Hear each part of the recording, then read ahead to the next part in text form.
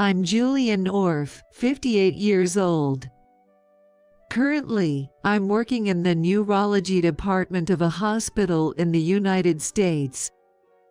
Taking advantage of my daughter Mia's short study trip to England, I also decided to take an extended vacation and return there after a long time. I wonder how many years it has been since. I visited the hospital where I have many nostalgic yet painful memories from when I used to work there. I had a coffee at the hospital's cafe terrace where I used to take breaks. Even though 18 years have passed and the outside view has changed a bit, the clear blue sky remains unchanged, and it reminded me of those words suddenly brought up by my ex-husband. I choose a brilliant child born to a 23-year-old woman over a child born to you at late birth age. I was stunned by his sudden statement. What do you mean? You're a doctor. You should know about the high risks of late pregnancies. You're not talking about the risks to the mother or the childbirth itself, but... Right. It's about the child's capabilities. What? Why bring this up now? You knew this from the beginning when we wanted children. That's why we went through fertility treatments. Well, sure. I wanted kids too. Then? Things have changed. I don't get it. I truly didn't understand. We were a couple of doctors. I was a neurologist, and my ex-husband was a plastic surgeon. He opened a cosmetic clinic in London, marking a new start as a cosmetic surgeon, and at the same time, we began trying for a child. However, it wasn't easy, and after hoping for a child for 2 years, I finally became pregnant through fertility treatments at the age of 40. We cried tears of joy over the hard-won pregnancy, and my ex-husband became overly protective, saying, "Just until we reach a stable period." Seeing him like that, colleagues, friends, and our parents would jokingly say, "It's going to be even harder once the baby is born." Yet, a few months later, I found myself in the situation that led to the opening words. You really didn't notice The things I've been doing outside. You knew, right? It was impossible not to have noticed. However, the reality was that our family was about to grow. This can't go on, I fought, and often waited up late to talk to my ex-husband when he returned home. That day, I was waiting for him again. "Welcome home." You're awake. Yeah, I thought we should talk.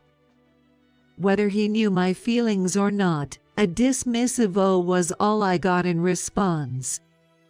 Today, I got a notice about a dad's class at the hospital. Are you coming? Most husbands are attending this class, so I thought Thomas would. I'm not going. Then. I'm not interested, so I won't go. Not interested? I'm a doctor, you know. I've seen countless child patients. I don't have any issues with kids. So what's the problem? But raising our own child from a newborn is completely different. I'm a doctor too, but I have no clue about childbirth or parenting. That's your perspective. I'm different. I'll be fine. So, I'm not going. Are we done here? My ex-husband silently pressured me to continue speaking without hiding his bored demeanor, but I decided to ignore him. A colleague told me they think you're cheating. What? They saw you in downtown last week, walking arm in arm with a young woman, heading into a department store, and looking like you were enjoying shopping. Really? So, This person was stalking me. No, they just happened to be at the same department store for their own reasons. But they reported this supposed cheating to you, right? Using the word cheating without knowing if it's true. If it's not true, that's defamation, you know. What? That's not the point. It is the point. You're suspecting me based on a story that might not even be true. So, it's not true. Who knows? What? Our clinic is all about beauty, so naturally, we have a lot of young female staff. Do you know how scary women can be to each other?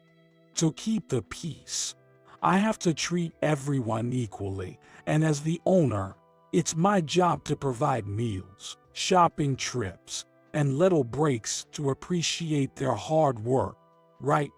So, you're doing the same with other staff members, not just the one the colleagues saw. Well, you could say that. And you're neglecting our family for that. Look, without them, our clinic wouldn't run.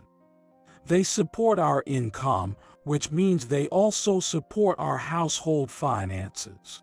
Saying I'm neglecting our family because of that sounds a bit off. My ex-husband smirked as he spoke. The words coming out of his mouth are disgusting. Healing time, what's that? Does sneaking into hotels count as healing time? The colleague also said they saw my ex-husband entering a hotel with a woman. The hotel mentioned was one my ex-husband often used for dining. The moment I heard it, I immediately thought, this is definitely cheating, but I couldn't say it. Probably, after opening his clinic, my ex-husband began doing these things secretly. Having money, my ex-husband started to direct it outward all at once. Since then, he has become less secretive, or whatever the reason. He spent even less time at home. And then, back to that opening statement. One day, when he came home, he suddenly called out towards the bedroom where I was. Come out here. I was puzzled and opened the door. An overly young, flashy woman with a smug smile was sitting on the sofa. Ah, this woman is the one, my colleague mentioned. My ex-husband responded to my faint murmur. Quick on the uptake, aren't you? Yes. This woman will be my official wife from now on. And she's already pregnant. So, what happens to me? We're getting a divorce. Do you really think we can decide that easily? It's not on a whim. I have to take responsibility for her. What about your responsibility to me? Oh, you mean money? What? I'll give you plenty of money. There's the divorce settlement, after all. I could even give some to the child in your womb, a child born from an outdated womb. I'll give enough money to cover whatever little issues might arise. So just sign this and disappear, will you? Saying that, he placed the already filled out divorce papers on the table in front of me. The woman smirked at me and whispered in a low voice, "Creepy." I couldn't stand being in the same space with these people, and more importantly, I realized it was utterly impossible to think about a future with my current husband and our home after such an event. After that, the process went smoothly. We agreed to involve lawyers in our discussions, and I kept the divorce papers. I didn't want to expose my unborn child to this environment for even a second longer, so as soon as the discussion was finalized, I quickly packed my necessary belongings into a suitcase and left the house. Then 18 years passed, and here I was back again, never expecting to have a chance encounter with this man. As I was lost in these thoughts, I noticed someone approaching my seat. The moment I turned to look, Julia. A voice I never wanted to hear again vibrated through my eardrums. There he was, my ex-husband, whom I hadn't seen since that day. It's been a while.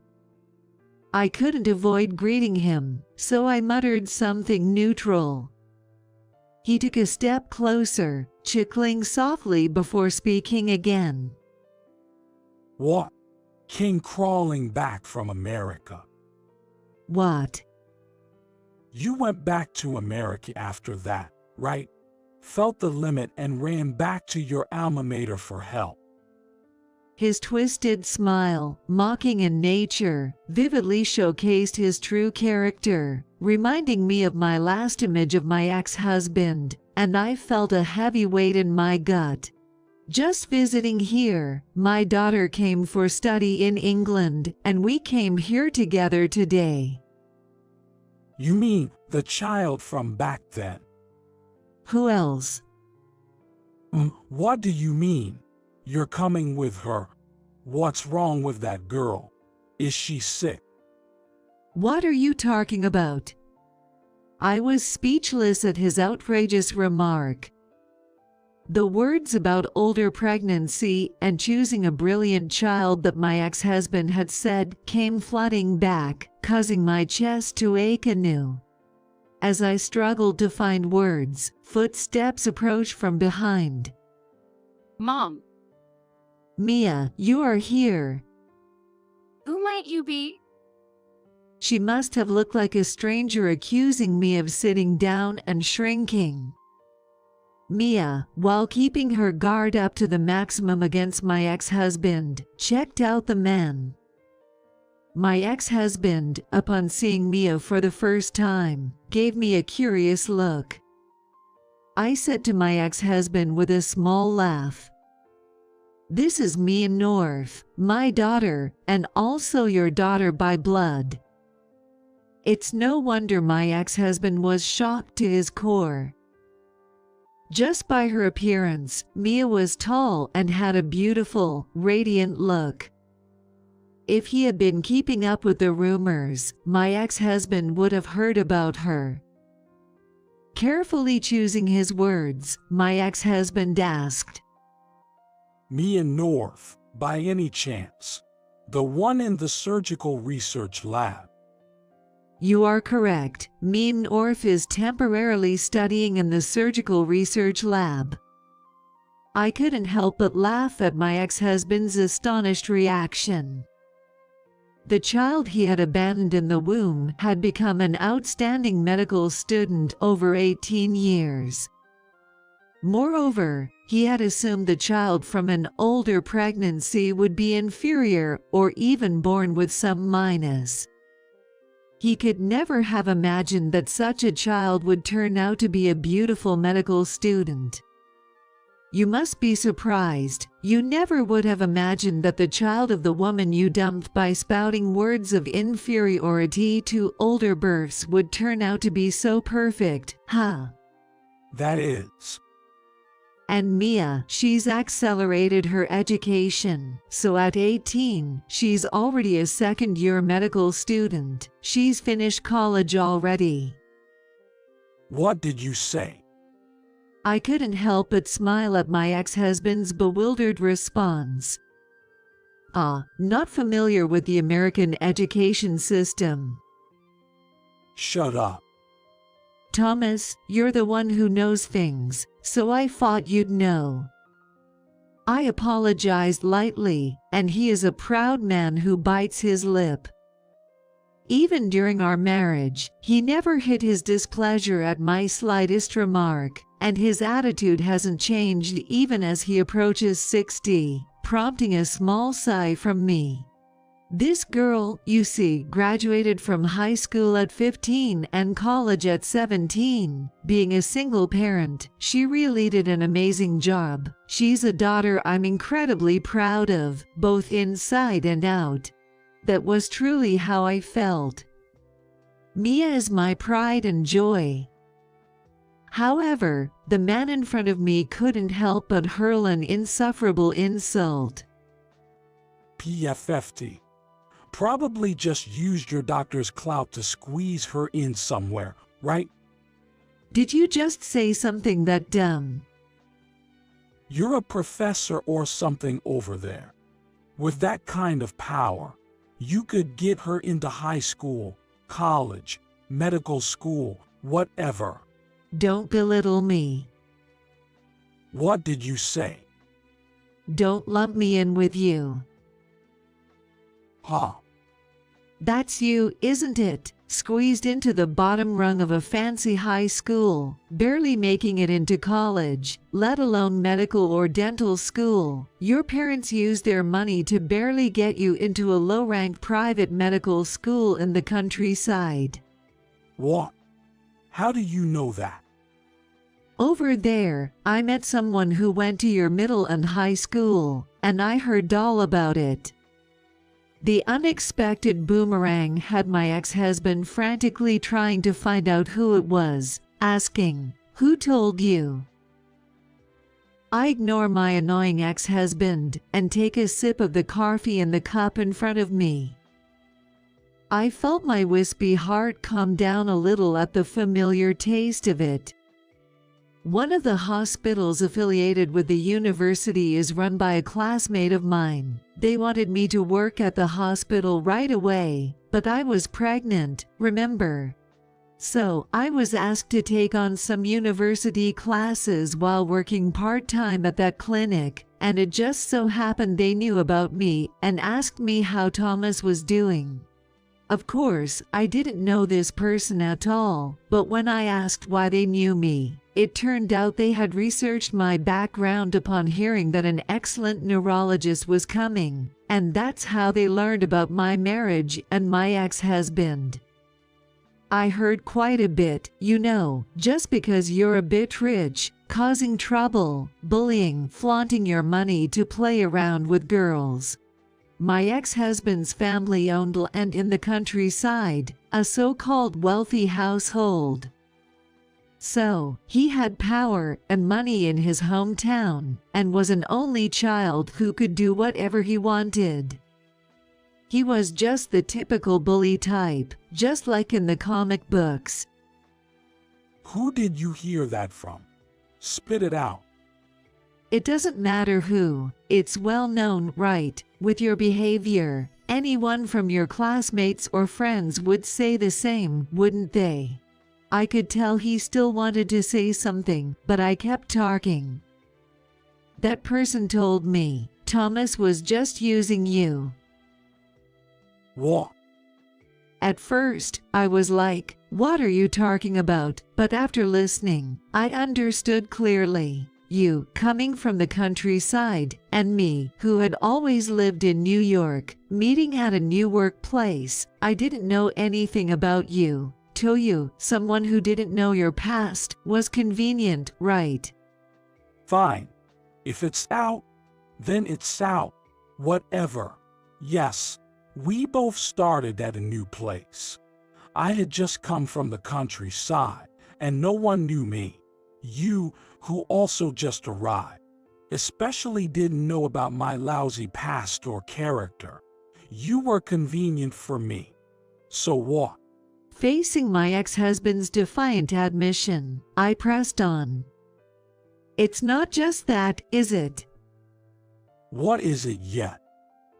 You wanted a brilliant child, a child to negate your complexes. A perfect child is why you wanted me. No, you wanted my status and genes, right? You wanted the genes and status of someone the complete opposite of you, right? What the hell are you talking about in front of the kid? What? In front of the child? This isn't something to discuss in front of her. Does he still try to protect his pride? The shallowness of this man made me sick to my stomach. Don't worry, Mia knows everything. Does she know all this? She knows that you wanted a brilliant child and left me and Mia. She knows about your past and everything up to now. What? You told her everything. I simply told the truth. The father was gone before she was born, and she was raised by a single mom. It's not like there was nothing to tell. Besides, someone as smart as Mia couldn't be fooled anyway. Doesn't make any sense, echoed loudly through the quiet cafe terrace from my ex-husband. Then, having been silent until now, Mia began to speak. You are not cool.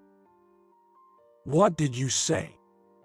I'm asking if you realize how pathetic you look. Huh?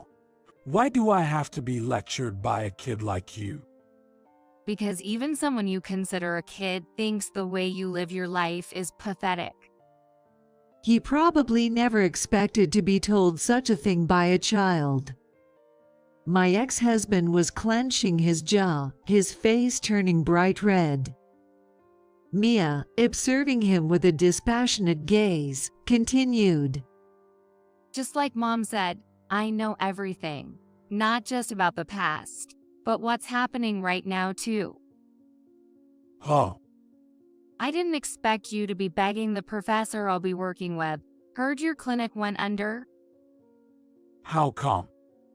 The decline in customers due to multiple failed cosmetic surgeries, fraudulent accounting, investment failures. Well, it all started 18 years ago, didn't it? How can you even say that? It all began when you left Mom and chose a new partner. Oh, wait, no. It started when you were blinded by the clinic's quick cash and swayed by women dazzled by money. Their presence made you greedy, leading to your downfall. My ex-husband, hit right on the mark by an 18-year-old, turned an even deeper shade of red, eventually starting to tremble. Really high on your pride, aren't you? Why not admit it? I'm a scumbag. A scumbag who ruins people's lives. That's why it's all coming back to you now, see? What? Ruin people's lives? Thanks to my leaving, Julia became a professor in America, and you're attending medical school at 18, thanks to skipping grades. It's all thanks to me. What? Don't be ridiculous.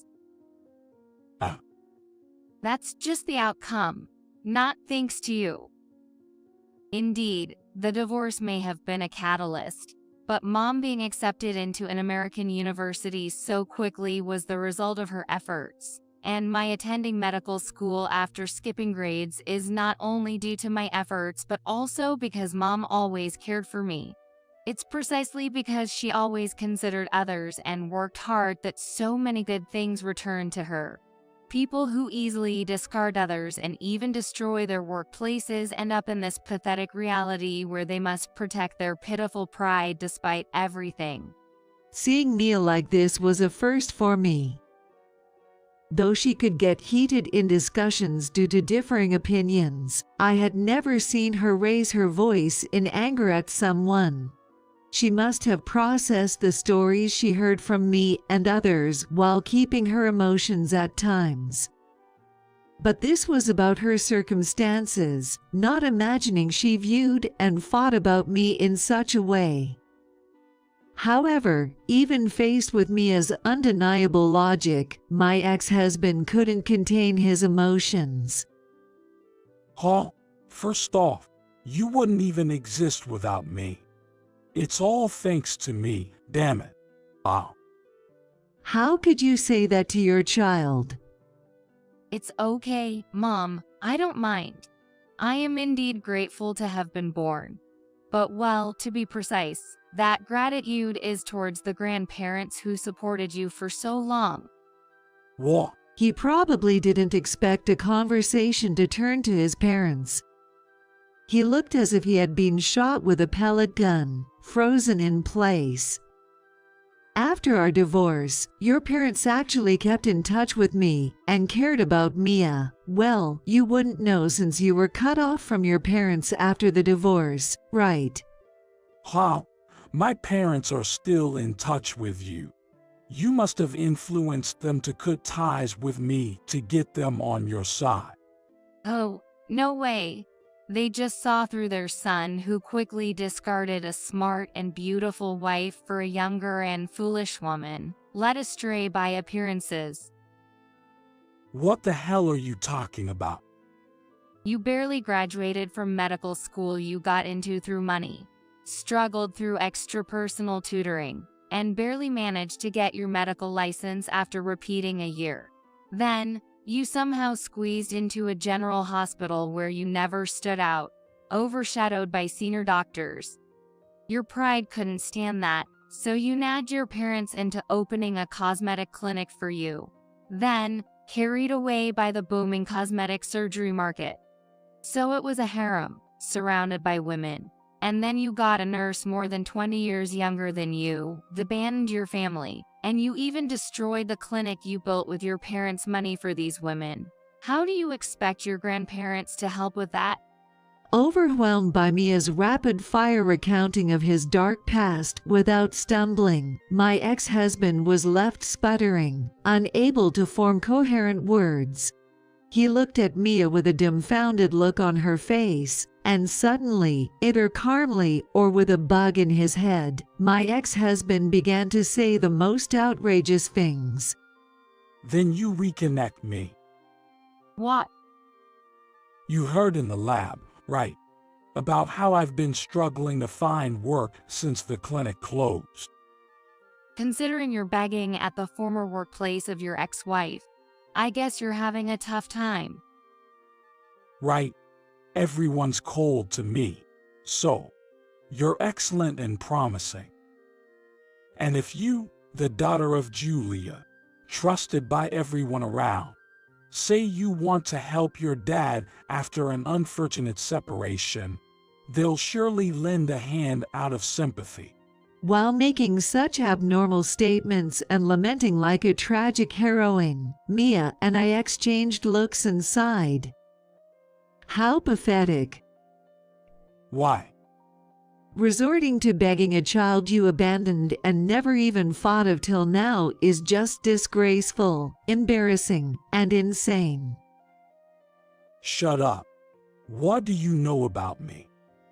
I don't know, and I don't want to know, and I never plan to understand. A doctor who can't empathize with others, only thinks of himself, and ends up causing medical accidents. I don't want to understand that.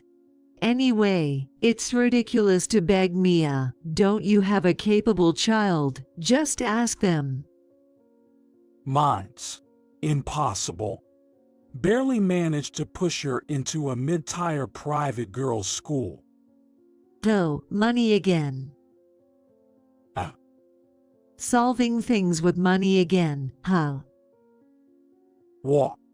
If I solve it with money, there's no problem.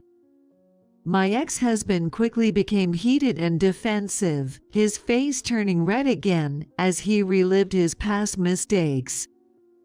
Fundamentally, such matters shouldn't be resolved with money. It's wrong for that thing to settle people's ends with money. But I think there are things that money can't solve.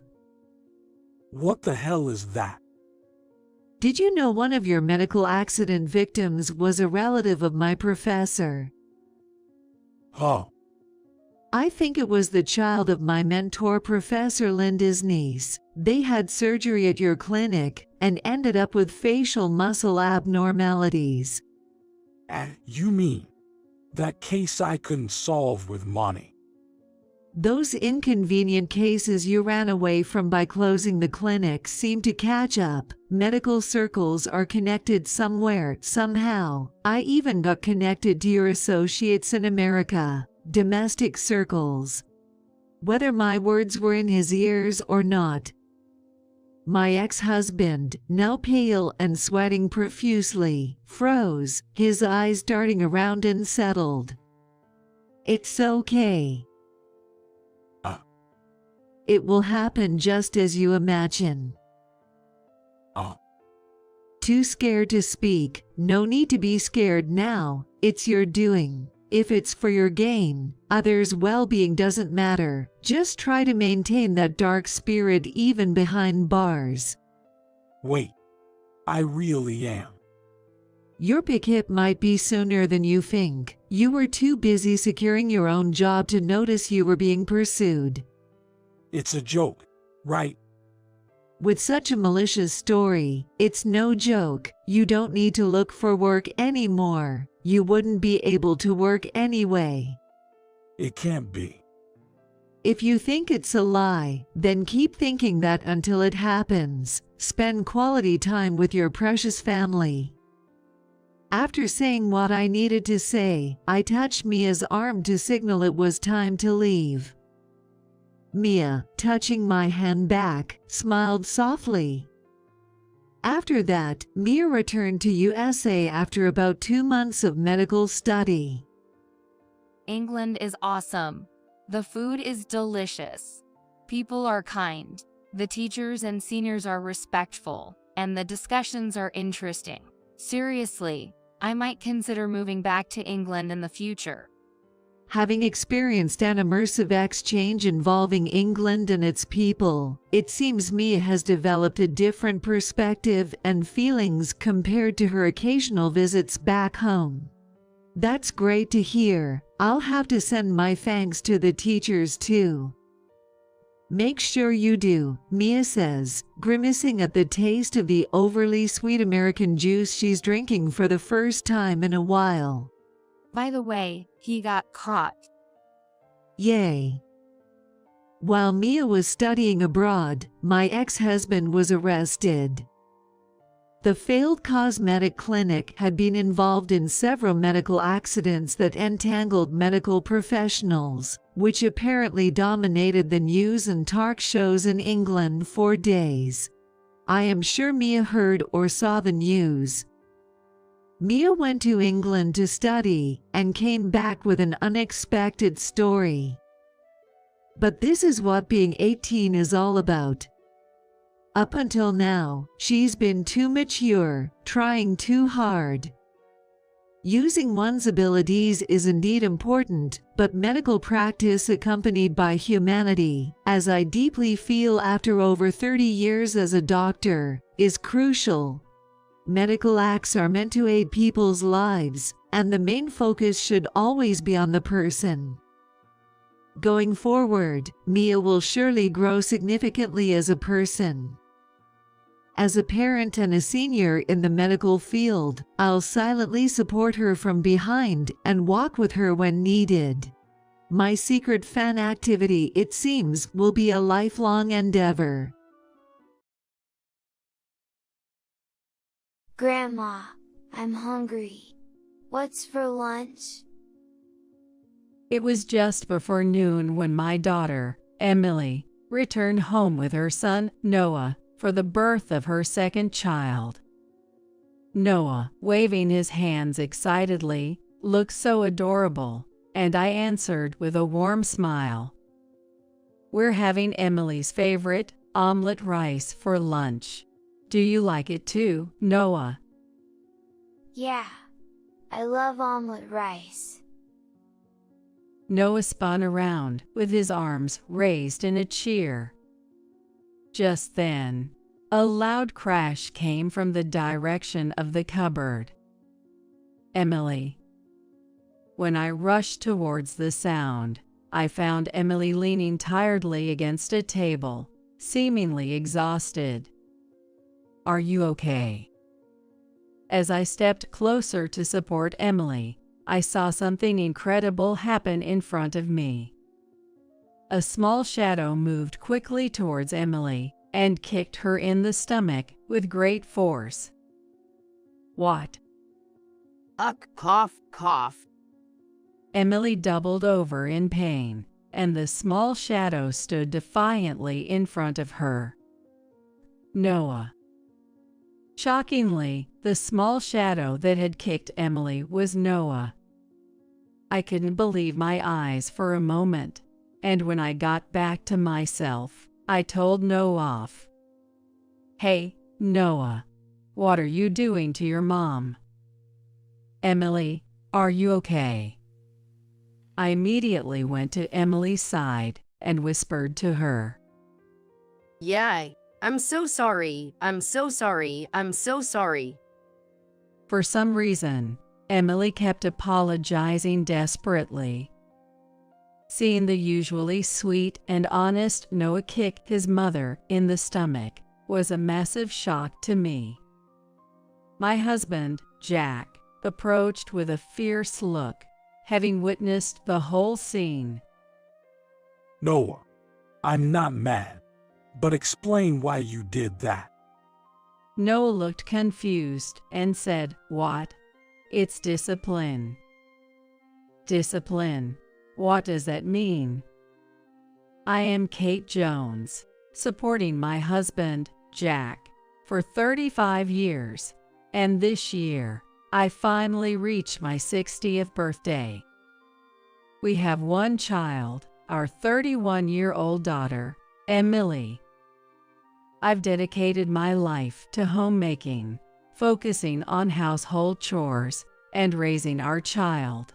Even though Jack worked, he always made time for Emily on weekends and before bedtime. Emily was the daughter we always wished for, and we showered her with all the love we could from the moment she was in the womb.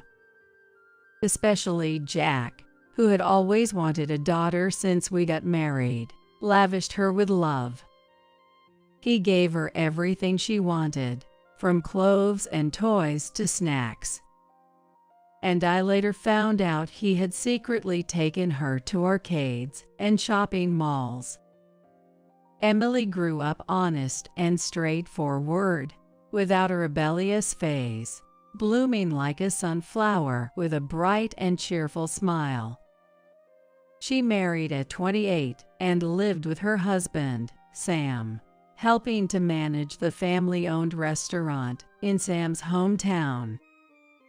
I had only met Sam's parents during the engagement and wedding, so our interactions were minimal. Sam struck me as serious but stubborn, yet the easygoing Emily seemed to soften his edges. We considered Emily our little girl, so we hoped to welcome Sam into our family rather than send her away. However, Emily spent days convincing us, pleading daily about Sam, until we finally agreed to let her marry and move out. After the wedding, Emily called us daily for a while. Dad, today I made a delicious beef and potato stew. I knew it, Emily. Emily's beef and potato stew is fantastic. The texture is just irresistible. Sam, he's a lucky man to be able to eat Emily's delicious homemade meals every day. But those carefree exchanges didn't last long, as the calls became less frequent, from every other day to once a week, then to once a month. At first, Emily seemed overjoyed, but as the number of phone calls decreased, she began to waver, saying that the restaurant is busy. Even when Jack tried every trick to keep the conversation going, he ended up getting cut off. When I messaged Emily, it was rare to get an immediate reply, and sometimes I didn't get a response at all, which was worrying. The birth of our grandson, Noah, was also announced via message. However, it wasn't until Noah turned 1 that Jack and I begged her over and over again and got to see our long-awaited grandson. And after that, they only visited our house once or twice a year. Even though we asked Emily to come back more often, her reluctance was puzzling, and before we knew it, Noah was old enough to start elementary school. Thus, we hardly heard about Emily and her family's situation, and had no clue about their lives. Jack tried calling several times but lamented that he could never get through. One evening, just as we finished dinner, the phone rang. "Hello." Hi, Mom. Is now a good time? "Yes, it's fine."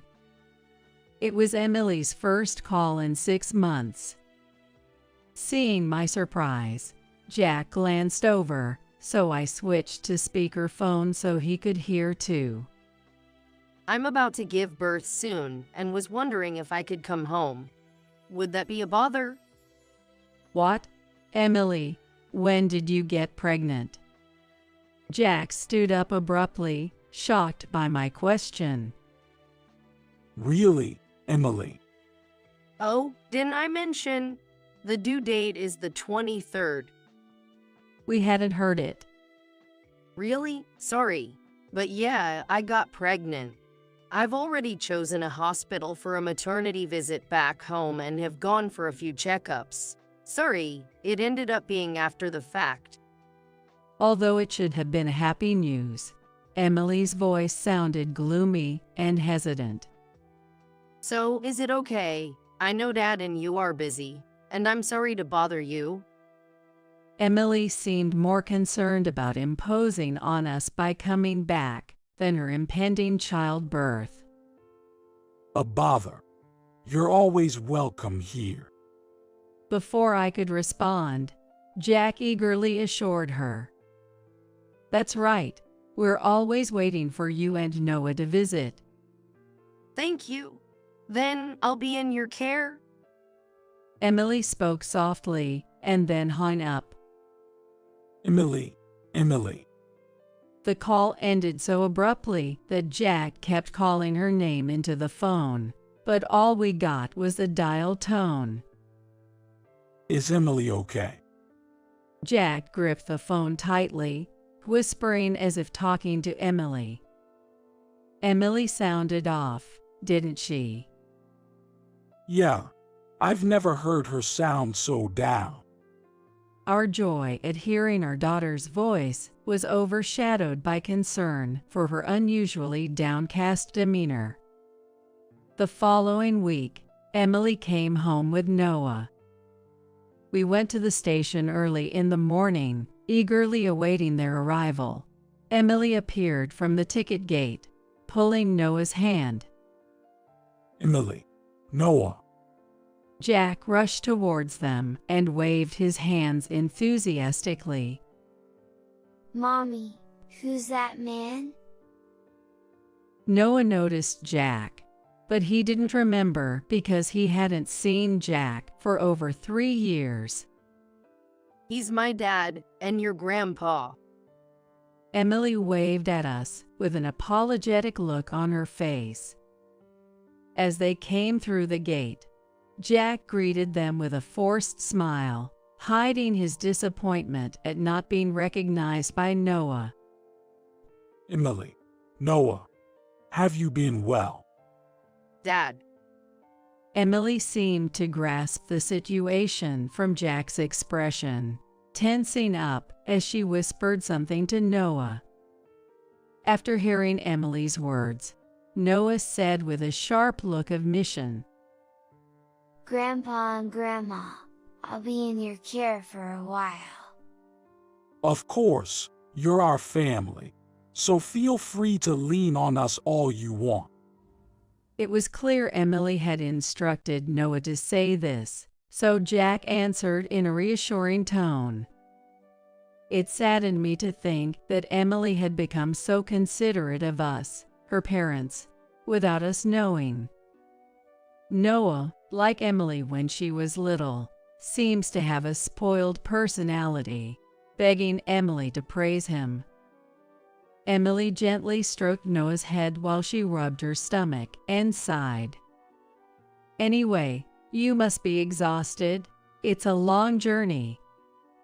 No, I'm okay. Yet, Emily's complexion was pale, and she looked even thinner than the last time we saw her. Emily, have you lost weight? Are you eating properly? Yes. Emily averted her eyes and began to rub her arms as if to protect herself. With Emily avoiding eye contact and looking downcast, I grew suspicious. Noticing our daughter's odd behavior, Jack suddenly became serious and said, You've come back home after so long. Now's the time to really lean on us. Yeah, thank you, Dad. But Emily's response was hesitant, causing Jack and me to exchange puzzled glances. When we got home and I was about to make some herbal tea to take a break, Emily came into the kitchen and said, I'll help you. Emily, you should rest. I can help you. I am okay. Emily forcefully grabbed a kitchen towel and began wiping the dining table, sweat forming on her forehead. You were a very spoiled girl. What happened all of a sudden?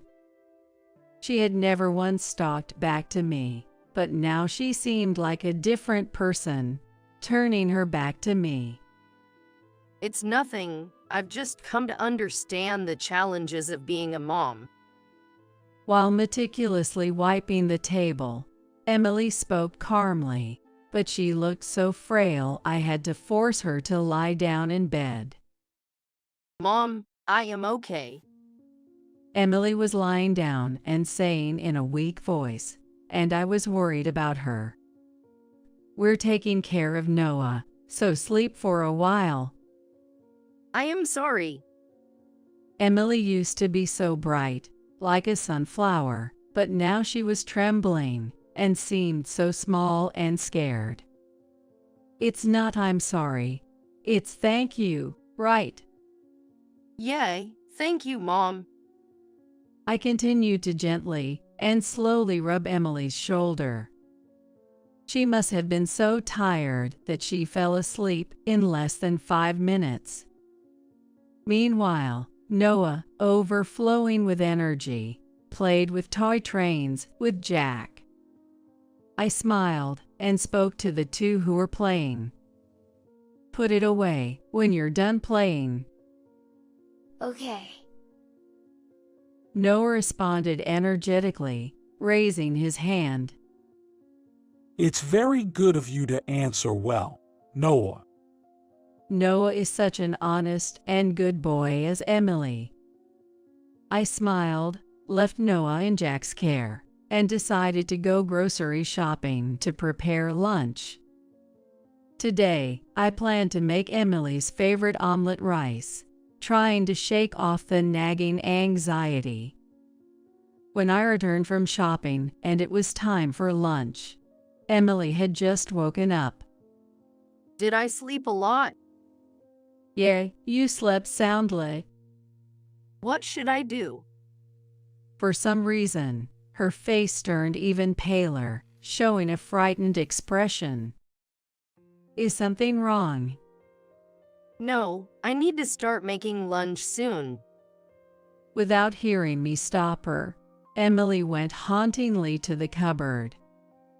Her behavior was more suspicious than I had ever seen, filling me with an increasing sense of dread. Just then, Jack and Noah, tired of playing and hungry, came. Grandma, I'm hungry. What's for lunch? Noah's flailing hands were endearing, and I answered with a smile. We're having Emily's favorite, omelet rice for lunch. Do you like it too, Noah? Yeah. I love omelet rice. Noah spun around with his arms raised in a cheer. At that moment, a loud crash came from the cupboard. Emily.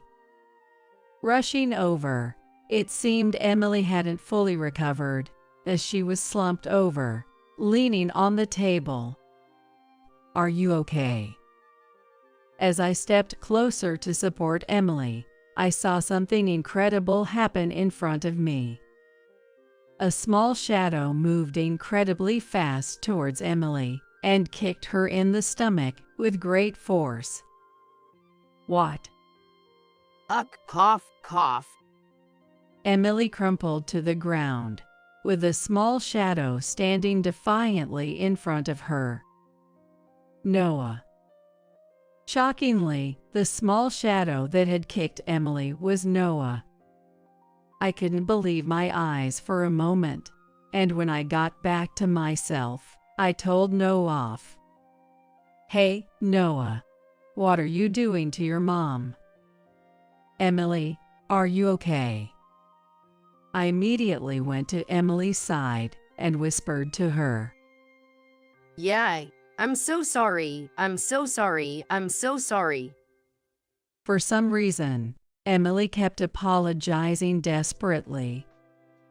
Seeing the usually sweet and honest Noah kick his mother in the stomach was a massive shock to me.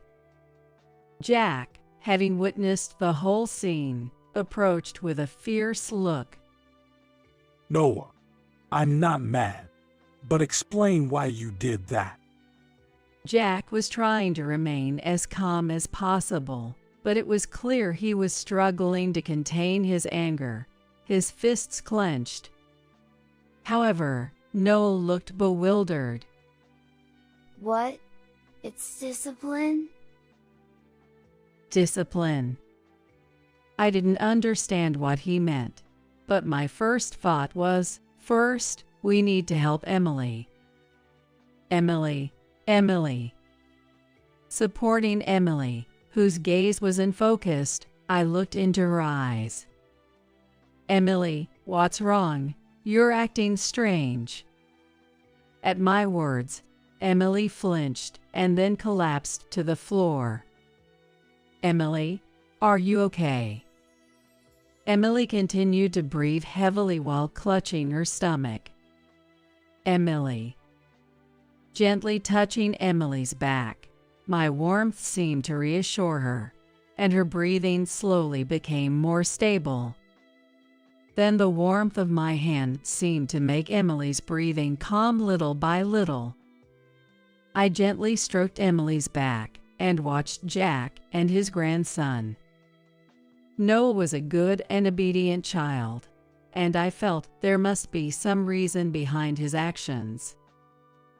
What's going on, Noah?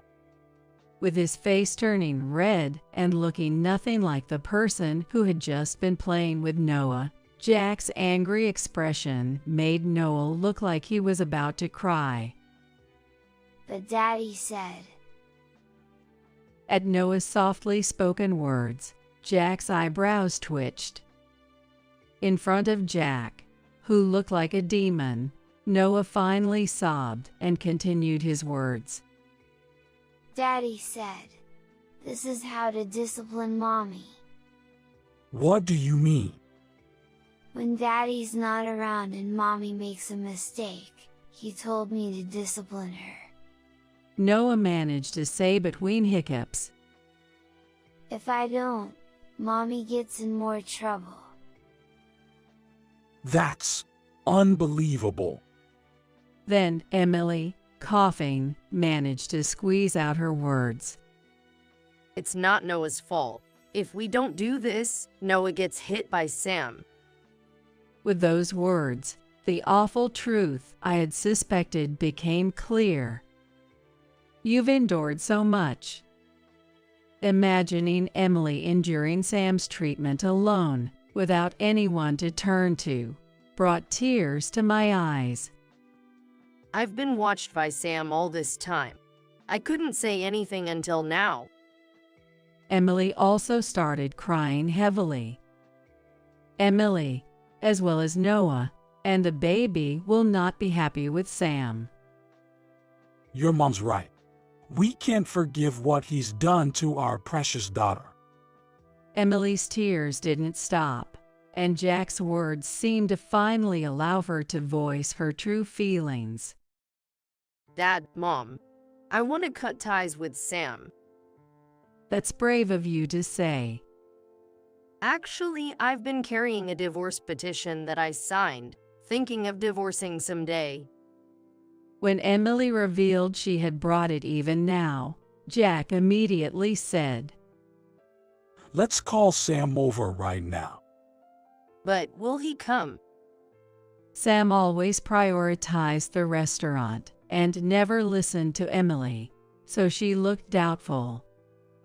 Jack called Sam with a firm tone. Sam, come to our house right now. I couldn't hear Sam's voice on the phone, but Jack's voice made Sam look reluctant. Do you understand what will happen if you don't? Jack's forehead veins stood out, and his face turned red from the unfamiliar effort. We'll talk more when you get here. After ending the call, Jack looked frustrated. Are you okay? Yeah. I just need some water and a little rest. I passed the water to him, and he drank it all in one gulp, holding his head. After drinking the water, Jack felt exhausted and staggered down on the sofa. Noah sat quietly next to Emily, who still couldn't stand up. I clenched my teeth, bracing for what might happen next. Hours later, Sam arrived, his hair messy and dressed carelessly, with a sulky attitude. Seriously, I have work, and you call me over suddenly. Jack, slightly recovered, spoke up at Sam's attitude, which suggested he might attack Emily if we weren't watching. How could you do this to our precious daughter? Sam, sensing something, responded noncommittally and glared at Noah. Noah stood protectively in front of Emily, spreading his small body as wide as he could. I disciplined mommy in place of daddy, so don't be mad at her anymore. As Sam slowly moved towards Emily and Noah, Jack stood in front of them.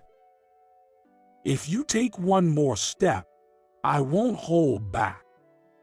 Jack's voice, deep and resonant from his core, made Sam shake his head in frustration. All of you painting me as the villain, disciplining a poor wife, what's wrong with that? Sam, showing no remorse, glared at Jack with muddy eyes. That's why I hated spoiled princesses. Do you have any idea how much I've hurt my hands educating this worthless wife? While revealing his abuse of Emily without a shred of guilt, Sam remained utterly unapologetic. Standing next to Jack, I couldn't contain my anger any longer and said, Emily is pregnant. What if something happened to the baby? Even if she weren't, abusing your wife is despicable. Despicable, huh? It's Emily who's really despicable here, being so careless with housework and parenting. Sam started, scratching his head and saying something outrageous. Lately, I've been letting Noah do the disciplining. Just like his mother, he's completely inept. He casually mentioned abusing Noah if he didn't discipline properly, then taking it out even more violently on Emily, as if discussing tomorrow's weather. That's absolutely unforgivable. Jack screamed, realizing the unimaginable hardships our dear daughter had been silently bearing. Am I really that bad? I was raised this way, and making a fuss about this seems ridiculous. Sam revealed, apparently, his parents were complicit in his treatment of Emily. Give me a break. It's ridiculous that I'm being blamed here. Sam bit back, showing no signs of remorse and acting as if he was the victim. You thought I was listening silently. Finally, Jack's patience snapped. He disappeared into another room and returned with several documents. I don't care what happens in your family, but you're getting divorced from Emily. I thrust a sheet of paper at Sam. Sam looked at the document, raising his eyebrows slightly. The document Jack pushed towards him was the divorce petition signed by Emily. Before Sam arrived, Jack had taken custody of the divorce papers from Emily. Fine, I don't mind divorcing Emily. Sam quickly signed the divorce papers and handed them back to Jack. Jack secured the signed divorce petition and prepared more documents. Additionally, considering Emily will need support, I want back all the money I invested in your parents' restaurant. With that, he handed over another document, causing Sam to gasp and collapse to the ground. The second document was a financial support agreement signed by Jack. The document stated the total amount of money that Jack had helped so far, and that he might have to make a lump sum repayment depending on his wishes. Since Jack is the executive of a large company, he has given considerable support to Sam's parents' restaurant, which amounts to $100,000. Sam finally spoke after a moment of slumping on his back. I can't give up Noah as the heir, and there's no way I can repay that money. There's no way we'd let you off that easy. Do you have no compassion? I'm the man your precious daughter loved. I supported Jack because Sam was so selfish. After agreeing so readily to divorce Emily, you expect compassion and love. What? You don't care what happens to me, Emily? Sam desperately looked to Emily for support, turning his anger towards her. But protected by us, Emily confidently replied, I don't care what happens to you. As long as I have Noah and the baby, I'll be happy. So that's how it is. Realizing there was nothing he could do, Sam seemed to lose all spirit, now that the divorce was finalized. Following the divorce, Sam's parents' restaurant, having lost Jack's financial support, faced severe financial difficulties. To save the failing business, Sam accumulated debt, but the business ultimately failed spectacularly. Rumors of Sam's abuse towards Emily and Noah spread, and he was eventually ousted from his home. Sam, now labeled as an abusive man, moved far from his hometown and worked tirelessly in a remote factory to repay his debts. Then Emily and Noah, no longer with Sam, lived with us.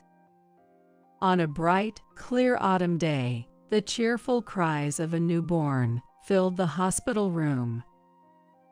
How is it, Emily?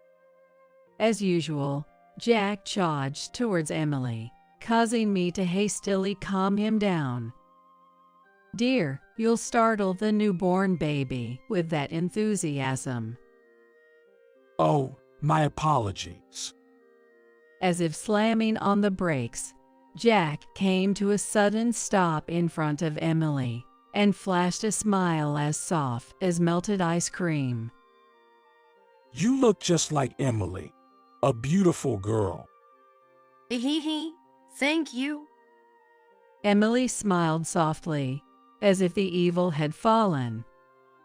That smile was indeed the full bloom of sunflowers we knew Emily could bring to life.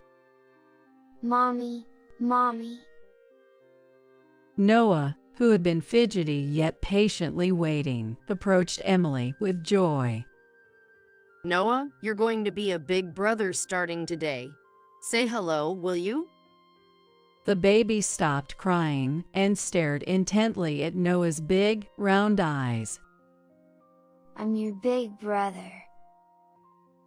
As if responding, the baby tightly grasped Noah's cautiously extended hand and seemed to smile. Oh, how adorable! Noah, gripping the baby's hand in return, immediately put on a determined, big brotherly expression. Have you decided on a name for her? Jack asked Emily with a doting smile. Yes, I want her to have a life filled with brightness and joy, so I thought we'd name her Claire. Emily's words resonated deeply within me. Claire, thank you for being born safely.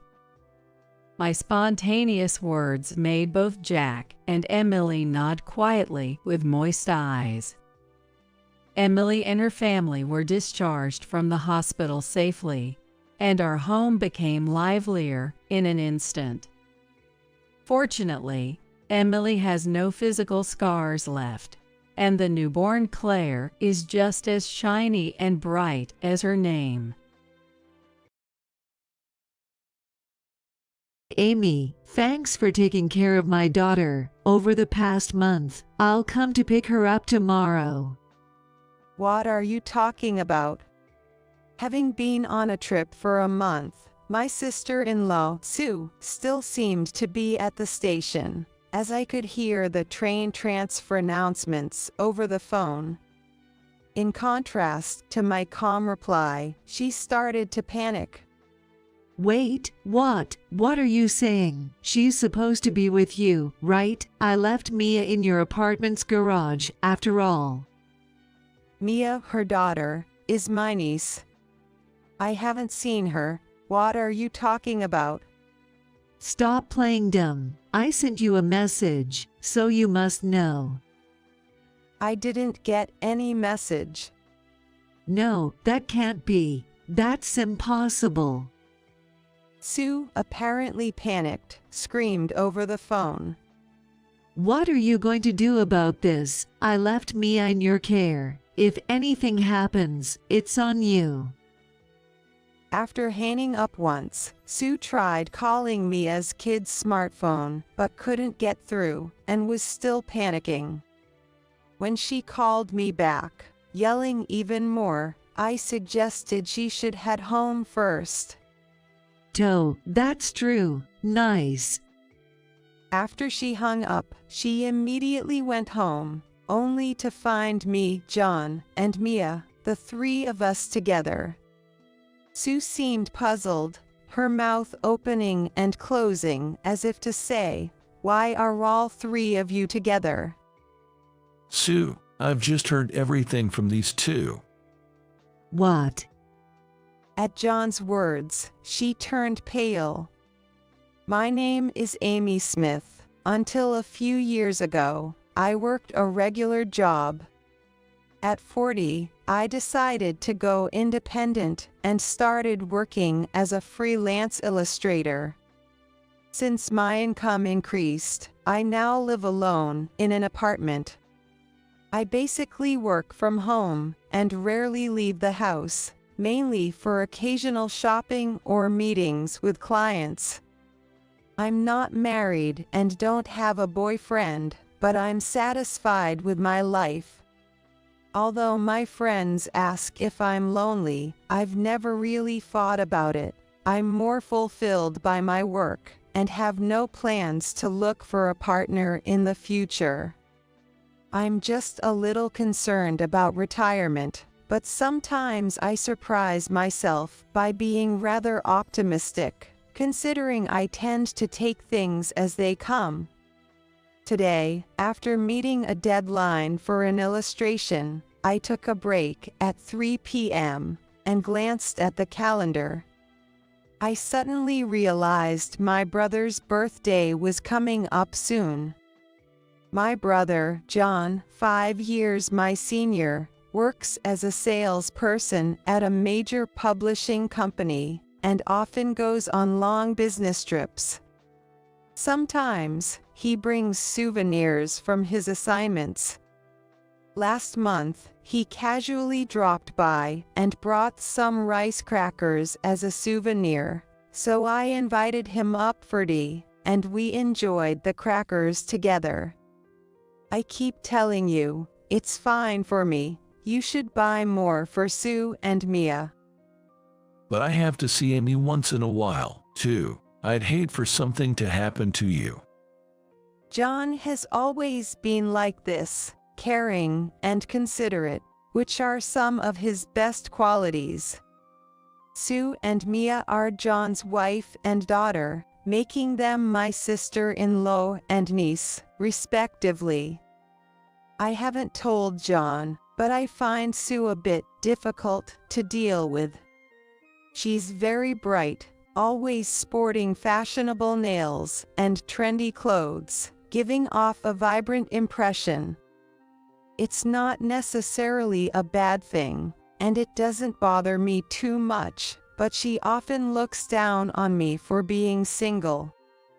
During a family gathering at New Year's, she burst into laughter when she found out I didn't have a spouse or even a boyfriend. Hey, you're always so young and beautiful, thinking of putting off marriage, huh? Ever heard of missing your marriage window?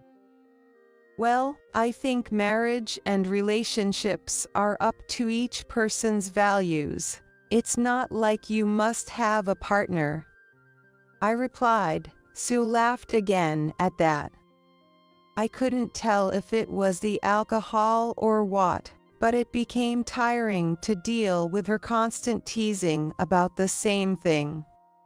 When choosing my apartment for living alone, being far from my brother's family was a must, as I was fed up with her.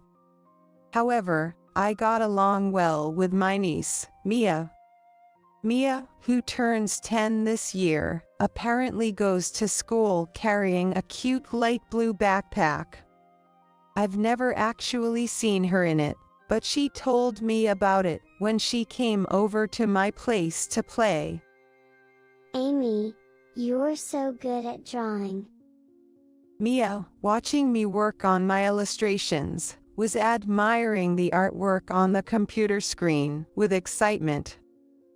I wish I could draw too. Ooh. Oh, wanna try? Can I? Yay, there's still plenty of time before the deadline, so you can give it a shot for a bit. Mia sat in front of the computer and began moving the pen with delight. The drawing she made on the screen that day was of her light blue backpack. She had also mentioned how it was heavy because she had to carry her tablet device in it. Even with a water bottle, which would make it even heavier in the summer, she's so small yet manages it all. I'm truly impressed. Mia told me that her mom, Sue, was a stay-at-home mom, and when John was away on business trips, she would do whatever she wanted. For dinner or lunch on school holidays, they would just buy pre-made meals from gas stations or supermarkets. Me does the laundry most of the time, and Mom only does it occasionally. Really? Yeah. And, Mom gets really mad just because my shoes are muddy from gym class. Why, what does your mom do at home? She's always on her smartphone or watching TV. Mia would stay in her room or go out to the park or library to avoid upsetting her mom. That makes me wonder about her parenting, but I wasn't sure if it was my place to say anything. There was another time when the family got together, and I saw Sue scolding Mia harshly for something minor, like spilling tea, which could easily be wiped up with a cloth. I thought it wasn't something to get so angry about. Mom is scary. She gets mad no matter what I say. I can't say anything. As she left that day after drawing the light blue backpack, her offhand remark lingered in my mind like a splinter, refusing to fade away. I remembered that she was left with me because Sue was going on a day trip with some mom friends over a weekend with nice weather. I never imagined that a similar message would arrive on my smartphone just a few days later. It was around the time when the foliage in the nearby park had fully turned red, and the chilly weather started to make us crave the warmth of the sun. When I returned to my apartment after running a quick errand, I saw a girl standing alone by the parking lot. Seeing her with the light blue backpack on, her face half hidden by a mask but still somehow familiar, took me aback. "Mia."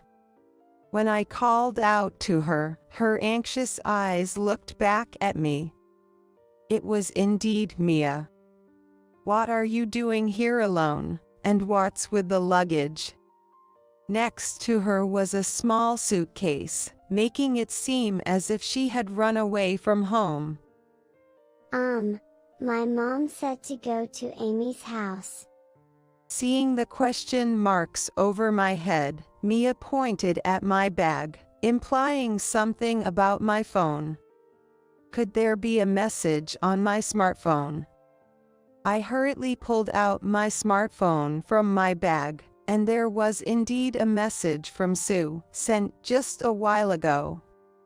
Amy, sorry for this sudden notice. I'm going on a trip with a friend for a month starting today. Please take care of my daughter. As I finished reading, an unintelligible exclamation escaped my lips, but I quickly closed my mouth. Of course, I was confused, but so was Mia, so I decided to bring her into my apartment first. Once inside and her mask removed, her cheeks were as red as apples, and her hands were very cold. I made her some hot cocoa to warm up and offered her some snacks at my home while listening to her story. Mia had been drawing in her notebook until just before. According to her, Sue barged into her room without knocking, handed her a suitcase, and said, Mia, you're going to Amy's house now. Get ready. Mom won't be home for a month, so make sure you bring your backpack with you. Okay, got it. Yeah.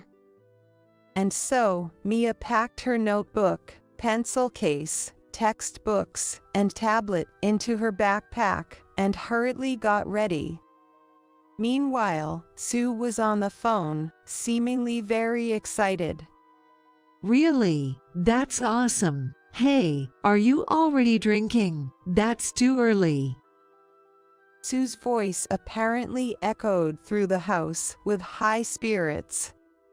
From downstairs, Mia heard a laughter that was different from her mother's usual one, and she ended up covering her ears. After the phone call ended, Sue's usual voice returned, and then Mia was driven to that place and left behind with the luggage. When Mia got out of the car, she was told, "Stay here and be a good girl for Amy for a month," and she waited for me under the cold sky. Despite the sunshine, it was quite a chilly season. I couldn't help but feel angry when I thought about what Sue would do if Mia caught a cold. Wait, does Dad know about this? I don't think so. Mom doesn't really keep in touch with him much. While munching on chocolate cookies, she said, "It was cute how cookie crumbs were stuck on her cheek." Feeling it was wrong not to inform my brother John about the situation, I decided to call him later. "Hey, Amy.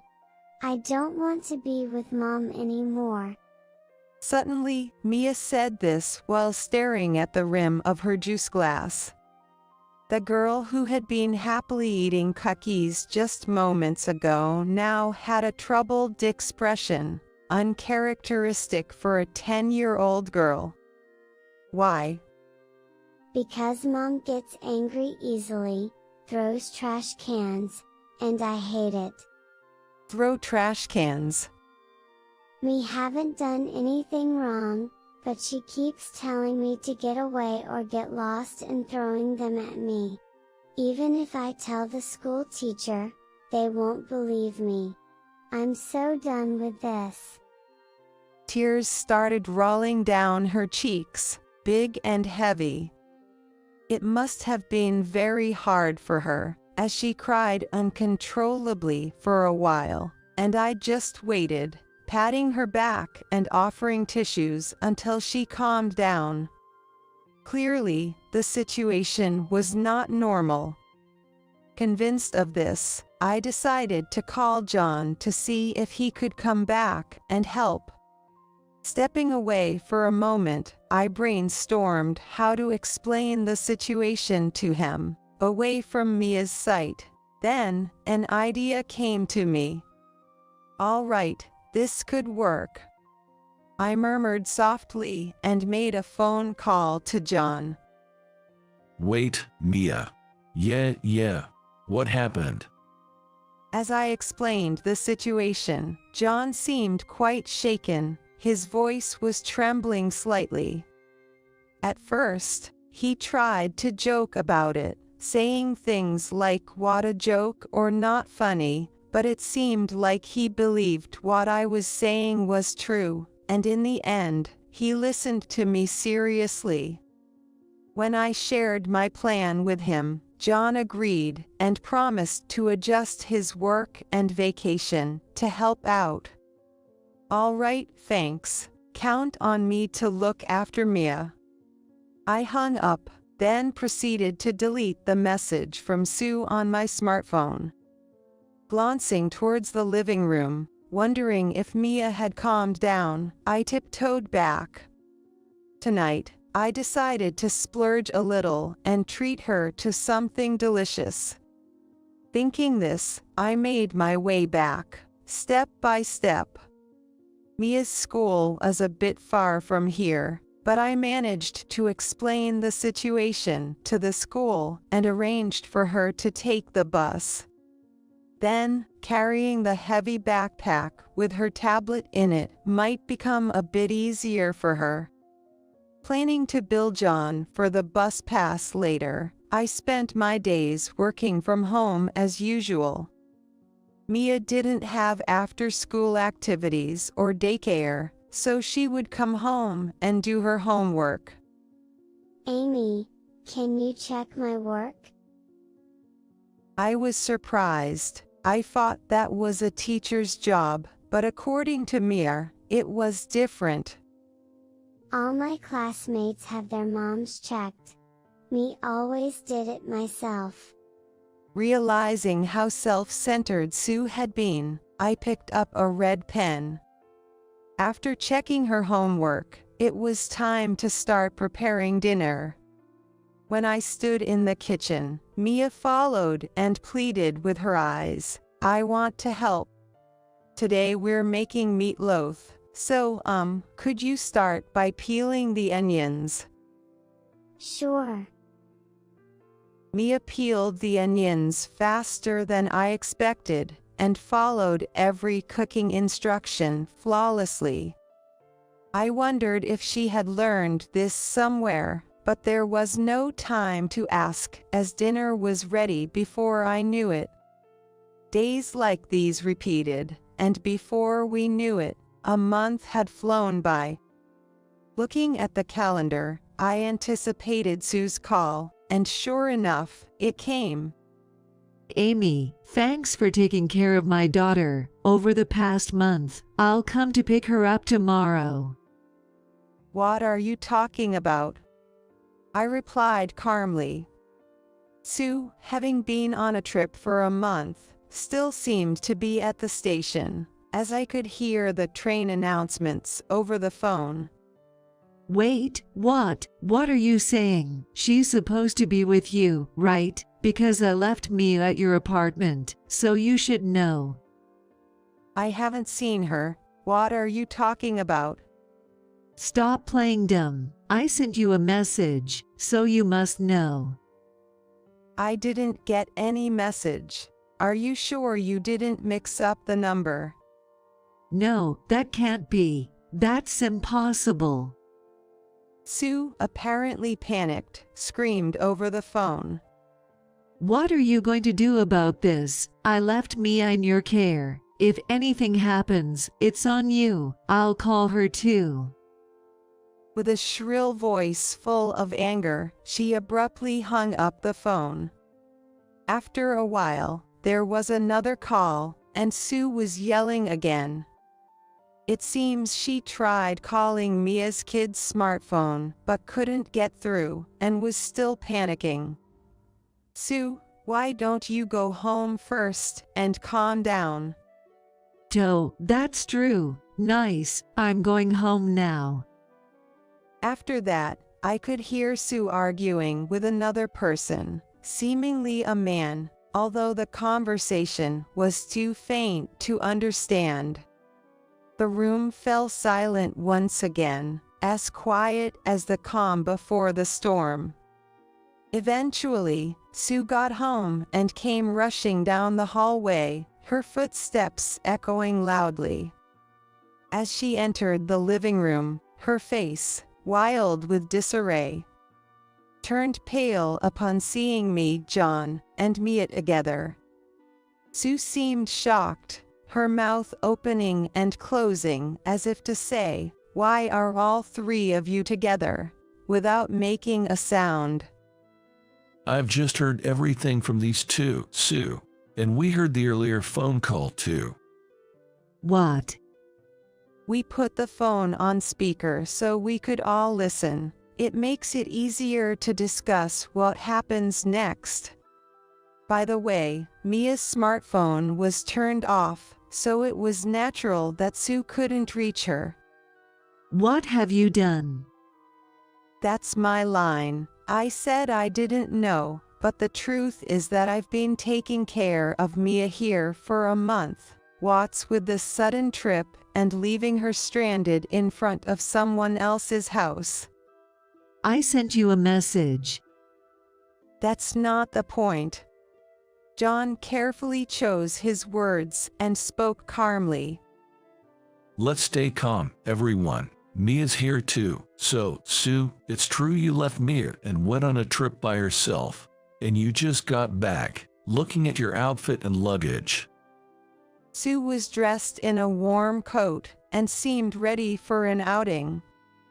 Her suitcase bulged, presumably with souvenirs and new clothes. She didn't deny it, but started making excuses.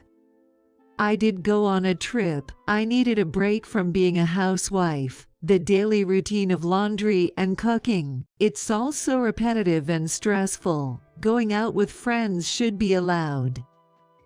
Is that friend the person in these emails? I presented several sheets of paper. They contained email exchanges with what seemed to be Sue's affair partner, discussing travel plans. The emails weren't just recent, they dated back till last spring, including the day I watched Mia for a day, when she went flower viewing with this person. The supposed day trip with mom friends was a blatant lie. Sue covered her mouth, as if admitting guilt. Actually, a few hours before Sue arrived, I had searched her computer at Mia's request and found these emails as evidence. Mia had noticed her mom frequently on her smartphone, messaging someone she suspected wasn't her dad. Her suspicions turned into certainty when she saw a message from an unknown man on the phone of her mom, who was asleep in the living room at the time. Also, the voice of the person her mom was talking to on the phone was occasionally audible for Mia, but it wasn't her dad's voice. Mia had told me 6 months ago that she thought her mom was having an affair. I was skeptical until I checked the computer just now and realized Mia's hunch was correct. John, trying to stay calm, was visibly shaking. How could you do this? Trusting you, and you leave Mia with Amy to go off on an affair. John approached Sue, his hands trembling. It's a misunderstanding. I was forced to go on that trip. What forced you to leave for a month? Come up with something better. I was threatened, believe me, Mia, you believe me, sweetie. Suddenly turned to Mia calmly and plainly responded. Mom, you were so happy on the phone before you left.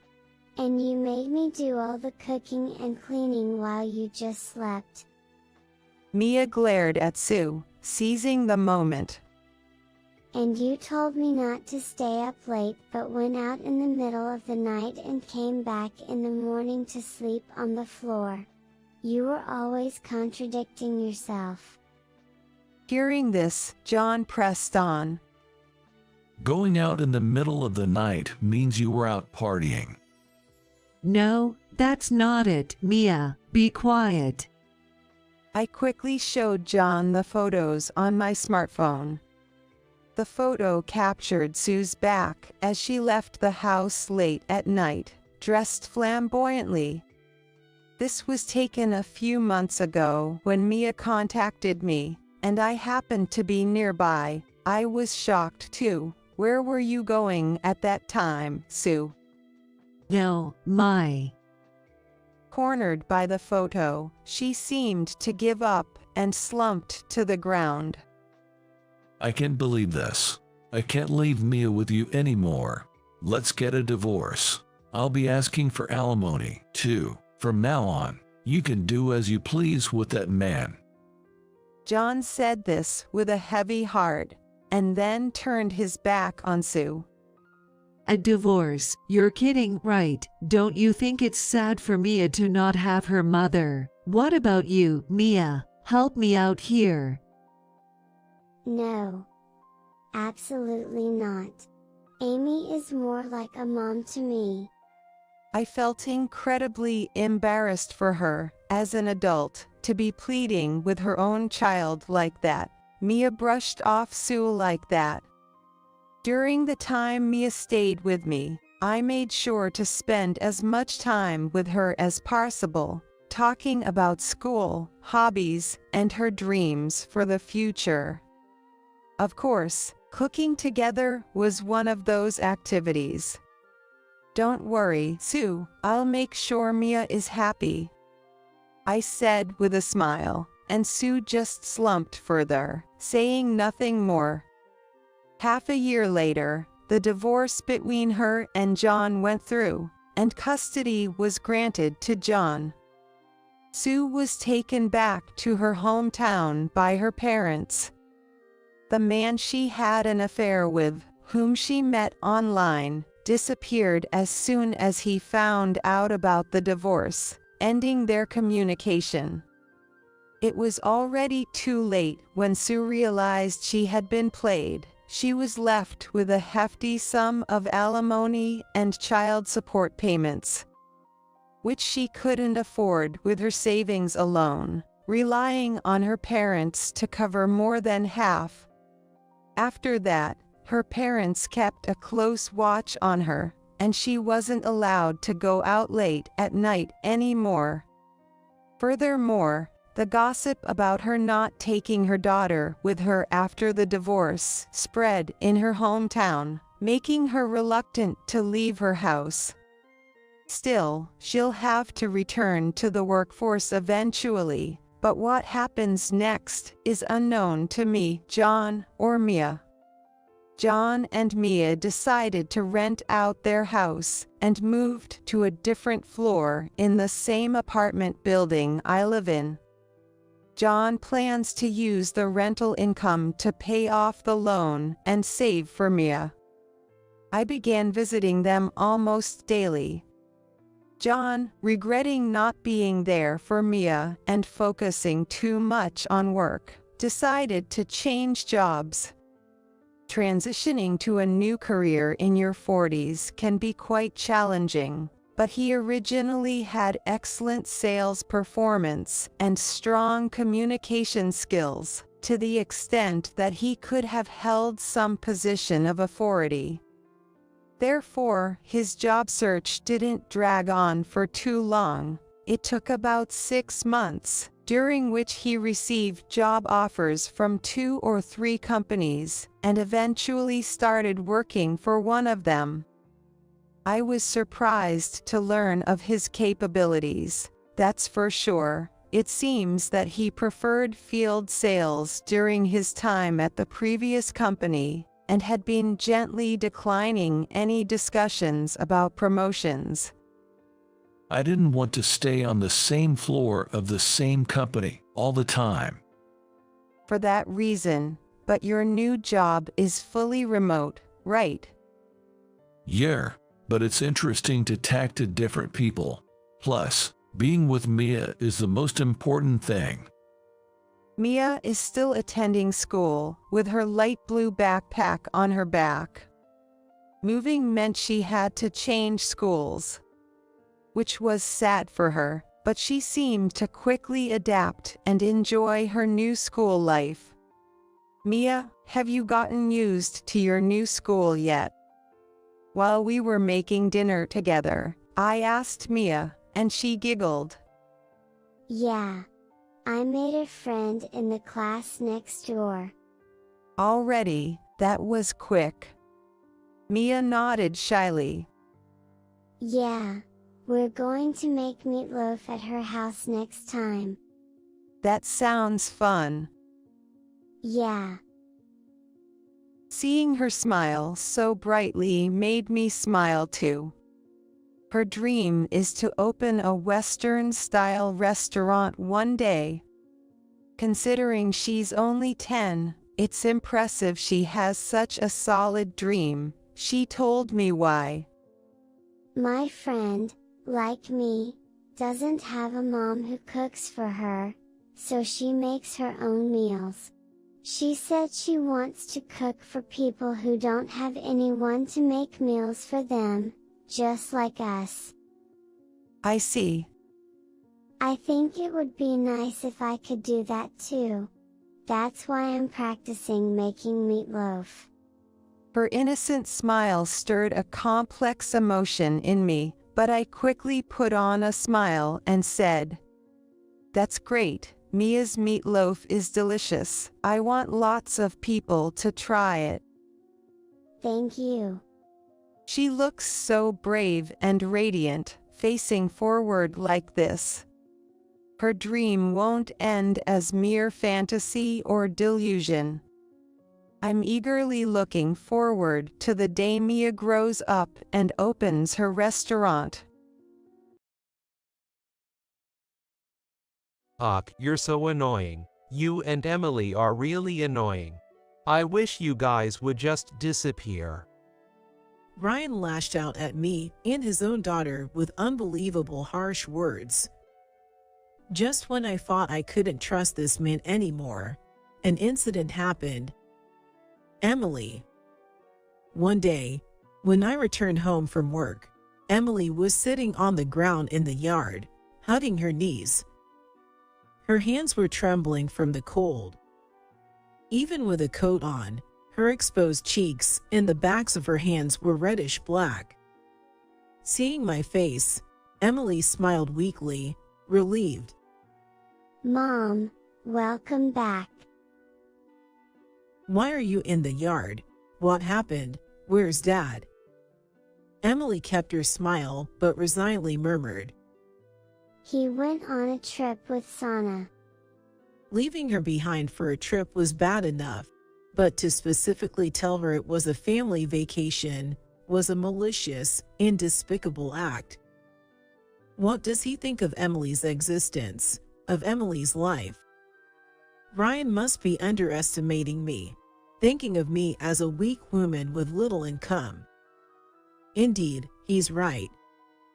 But a mother can become strong at times. A father like this is unnecessary. I am Lisa Johnson. I am a housewife in my 40s. I have 2 daughters.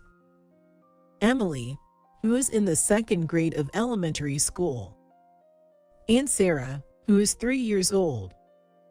When Sarah started preschool, I began working part-time. Having not worked since Emily's birth, I found myself physically and mentally tired. However, having had little interaction with others before, I was happy to have conversations with adults. Mom, I cooked the frozen meals. What Emily did? Wow, thank you. When I came home 30 minutes after Emily's school ended, she proudly pointed to the microwave. I was touched that she took the initiative to help out, considering how tired I must be from my part-time job. Just the other day, I was still preparing her morning clothes for her. As I moved to hug Emily out of joy, she quickly dodged. Come on, I've told you I don't like hugs. It's a bit lonely, but my daughters are growing up fast. However, I've been troubled by the presence of a rebellious eldest son recently. Yuck, what's this food? Disgusting. My big eldest son, no, actually, he is my husband, Ryan, exaggeratedly complained. The food's too soft. Gross. How can anyone eat this? It's trash. Indeed, today's meal was softer than usual. I had informed Ryan that Emily cooked today's meal while preparing it. Yet, I couldn't understand why he deliberately made a scene. Hey Ryan, stop it. What? Why are you mad? I'm just telling the truth. It's not my fault. Emily bit her lip and glared at Ryan. Hey, you think it's okay to make that face at your parents? You're really cheeky. Not cute at all. Can't even cook the frozen meals properly. You're finished as a woman. Those words should not be directed at a grade school daughter. Anger boiling inside me, I took a deep breath. Just then, Sarah popped her face between us. Daddy, can't you eat? Sarah will cast a magic spell for you. Saying that, she showed the sprinkles. Stretching herself, she sprinkled them over Ryan's meal. Make it tasty. Make it tasty. See, Dad. You shouldn't be picky. Eat lots and grow big and strong. The tense atmosphere instantly lightened. Ryan's cheeks relaxed, and he patted Sarah's head. Thank you, Sarah. You're so cute. Yeah. Sarah is cute. And so is my big sister. What? No, Sarah's cuter. Daddy, I love you. Sarah looked up at Ryan with an innocent smile. She was truly a magician. She easily silenced Ryan, who had been so meanly smirking at trying to belittle Emily. Our family wasn't exactly close, but we were normal, I guess. Ryan didn't show much interest in me or the girls. Even when Sarah had trouble with friends, he was indifferent, saying, so, that's not my problem. But he drinks moderately and doesn't gamble. Of course, he's not rough or forceful either. Just, everything about the house and the girls is left to me. Not a bad person. Just lacking fatherly awareness, I suppose.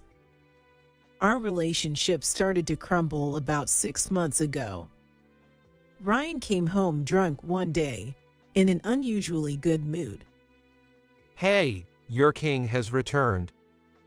He hassled the kids who were about to go to bed. Dad, don't cling to me. Your smell is so alcoholic. Hey, don't say that. I'm a good guy, right? You love me, right? Stop it.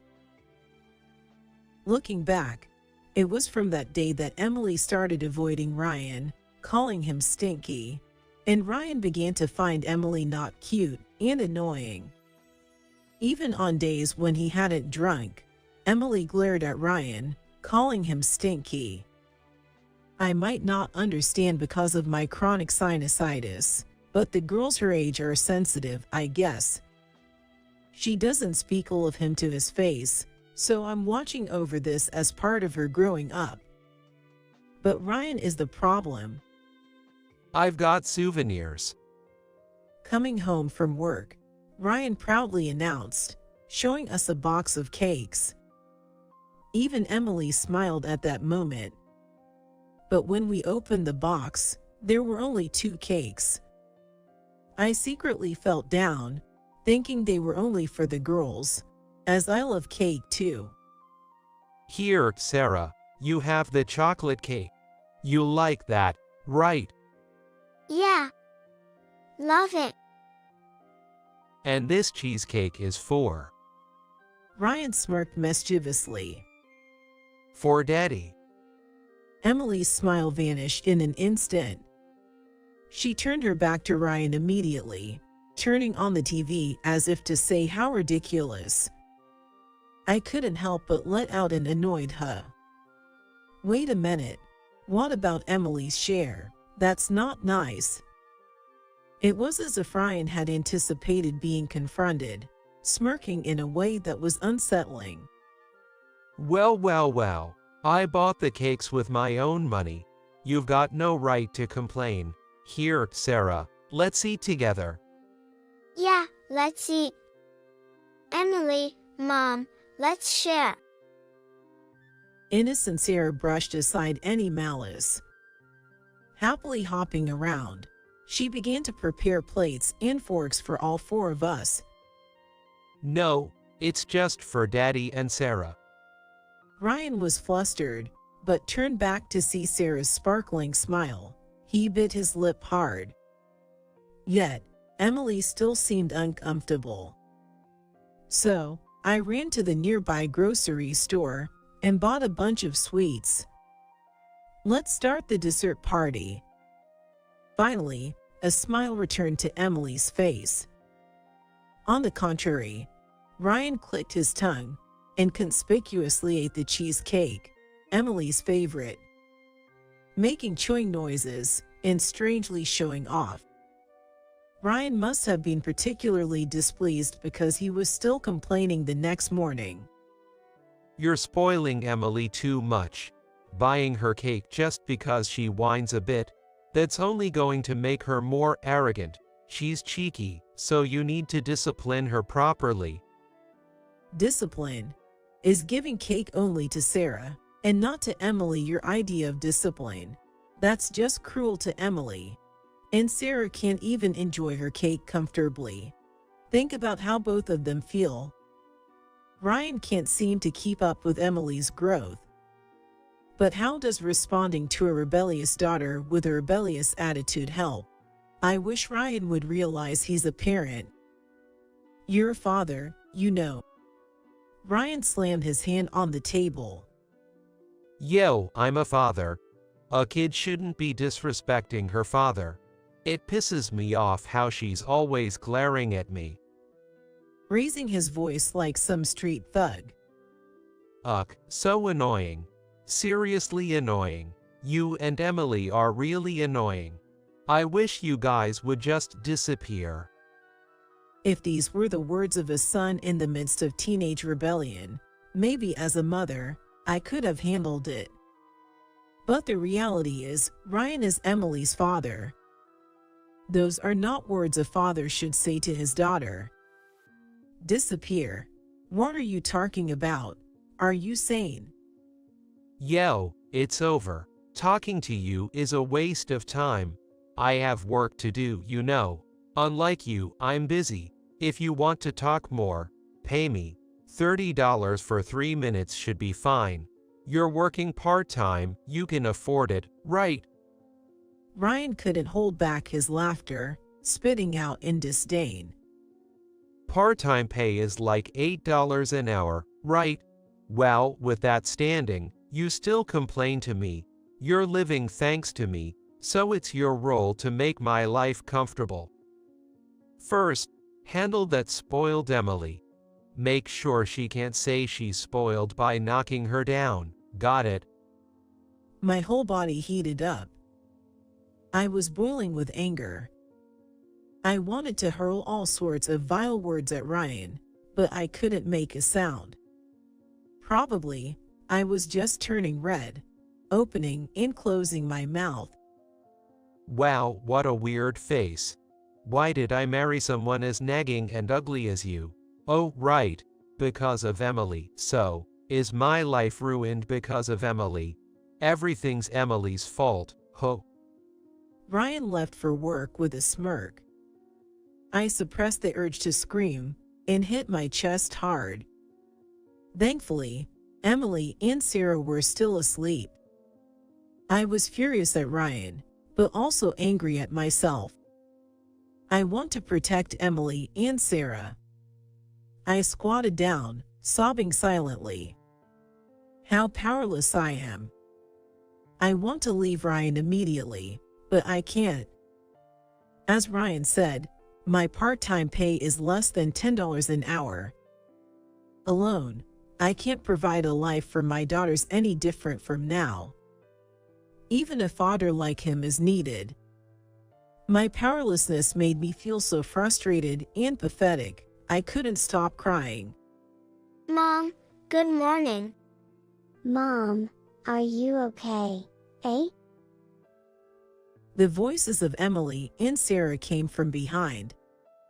I couldn't show my daughters a face wet with tears. I couldn't even respond as I huddled there.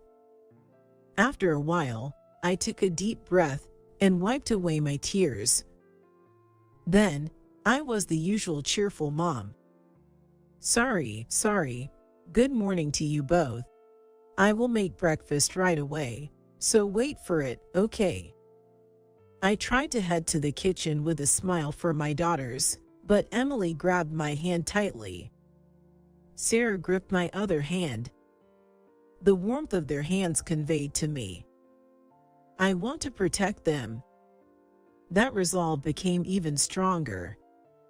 However, trying to have a conversation with Ryan afterward was futile. Ryan wouldn't listen. It's Emily's fault for having such an annoying attitude.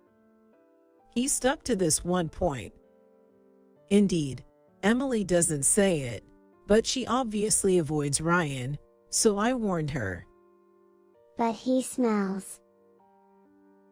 Even though it's that age, it's not good to show it in her attitude.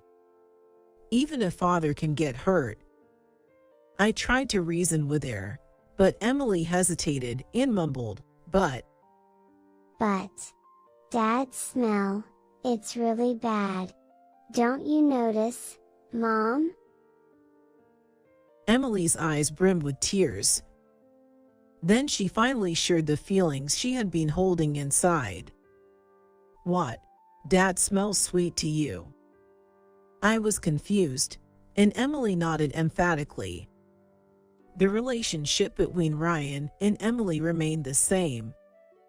Ryan dotted only on Sarah and treated Emily roughly.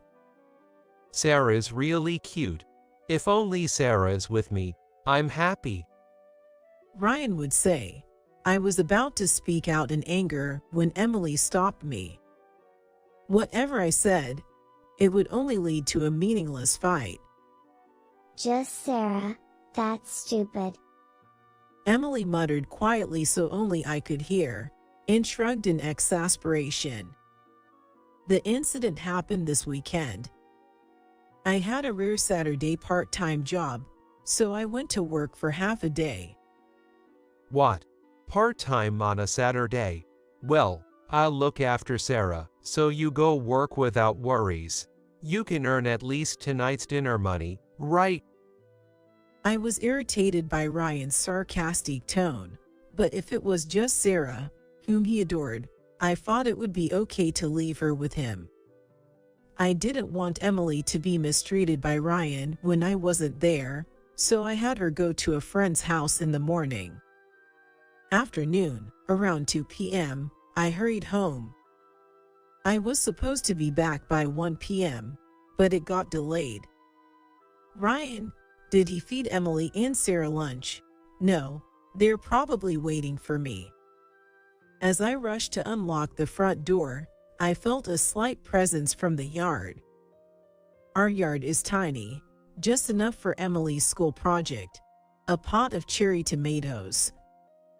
It's winter, so no cherry tomatoes can be harvested, and it's not spacious enough for playing, so the girls usually don't go out there. A bad feeling made me peek into the yard quietly. What? There was Emily, sitting on the ground in the yard. I rushed over, her hands trembling from the cold as she hugged her knees. Emily, what happened? Even with a coat, her exposed cheeks and the backs of her hands were reddish black. I wrapped her ice-cold hands and rubbed them. Seeing my face, Emily smiled weakly, relieved. Mom, welcome back. Sorry to keep you waiting. But why are you in the yard? What happened? Where's Dad? Emily kept her smile but resignedly murmured. He went on a trip with Sarah. I remembered Ryan being unusually cheerful this morning, happy to spend time with just Sarah. I had dropped Emily off at her friend's house and then headed to work. I had also told Ryan that Emily would be back by noon. So, around noon, when Emily came home, it seemed that Ryan and Sarah were just leaving. A trip, a family trip. Telling her explicitly about a family trip was an act full of malice, the worst kind. Moreover, he didn't even leave the house key, leaving Emily out in the cold. What does he think of Emily's existence, of Emily's life? Are you all right? I was too late. Sorry, it was cold, wasn't it? It's okay now. I hugged Emily tightly. Sitting on the damp, cold ground, Emily finally let her tears fall. I no longer want to see Emily's sad smiles or her tears. Then we'll move out, just us, our family. What? Emily's eyes widened. In fact, I had been planning to move for a while, and I decided now was the time to act. But what about Sarah? Sarah will be okay, I guess. With a little reassurance for Emily, who was slightly anxious, we immediately started preparing to move. While packing for the move, I called Ryan. It took a while to get through, but after redialing about a dozen times, Ryan finally answered the phone. What? You're calling too many times. It's scary. Ryan himself should know best why I was calling incessantly. Where did you go leaving Emily behind? Just out with Sarah. She's my kid. Is it bad to take her out? It's fine to go out, but leaving Emily behind is horrible. I tried to stay calm, but I couldn't help raising my voice. I was afraid of Ryan freaking out at such an attitude, but surprisingly, he was nonchalant. I think Emily is old enough to stay home alone. 'Cause she is already in elementary school. You're being overprotective. He seemed to be reveling in their so-called family trip. I could hear, probably, a joyful music of a theme park in the background. You should go home right now and return Sarah to me. No way. Don't talk about her like she's your property. Sarah loves me more than you. Ryan was laughing. The unpleasant laughter made me want to cover my ears, but I could faintly hear Sarah's voice. Hey, is that a call from Mom? Then the call was cut off. No matter how many times I redialed, I couldn't get through to Ryan again. With no other choice, I left a note on the table saying we were leaving the house, and Emily and I left. Ryan called late at night. Where are you? Why aren't you there? Didn't you read the note? Emily and I can't deal with you anymore. That's why we left. Huh, how about our dinner? Even now, all he worried about was dinner. I was speechless with disbelief. Don't mess with me. Your job is to make dinner and clean the house. Get back here now. I am not coming back. What did you say? What about today's dinner? It's unfair to just leave like this. I stayed silent, and then I heard Sarah whining. Daddy, I'm hungry. Daddy. Hey, Daddy. I'm hungry. Sarah, Mom left on her own, so no dinner tonight. This is so annoying. Maybe I'll order food delivery. But then, I spent quite a bit on the trip. What a hassle. While I was concerned for Sarah, I hung up the phone. Ryan can enjoy his time with his beloved Sarah all he wants. And 3 days have passed. Ryan has been calling frequently, but I've ignored all his calls. Today, too, the phone hasn't stopped ringing since early morning. The calls end and then start again, showing he's quite desperate. Thinking it was about time, I answered the phone. Hey, I called you so many times. What have you been doing? Come back home right now. I told you, I'm not coming back. Shut up. Come back. Just, somehow, deal with it. I could sense fatigue in Ryan's voice. He hadn't been involved in parenting much, so maybe he was tired from being with Sarah all the time. Pleading from Ryan, I returned home. As I opened the front door, Sarah ran up to me like a dog. She leaped into my arms with force. Mommy. Welcome back. Sarah, did you miss me? Not at all. I'm fine. Sarah smiled brightly and cheerfully responded. Following behind, Ryan staggered towards us. Where have you been until now? Under his eyes were bags, and he looked resentful. I left a note saying I was leaving. More importantly, where did you take Sarah without telling me? I took her to the amusement park. Before Ryan could finish, Sarah told me. I went to the amusement park with Daddy. Wow, Sarah, that's great. Did you have fun with just Daddy? You know, Ashley Mom was also there. Oh, Ashley Mom.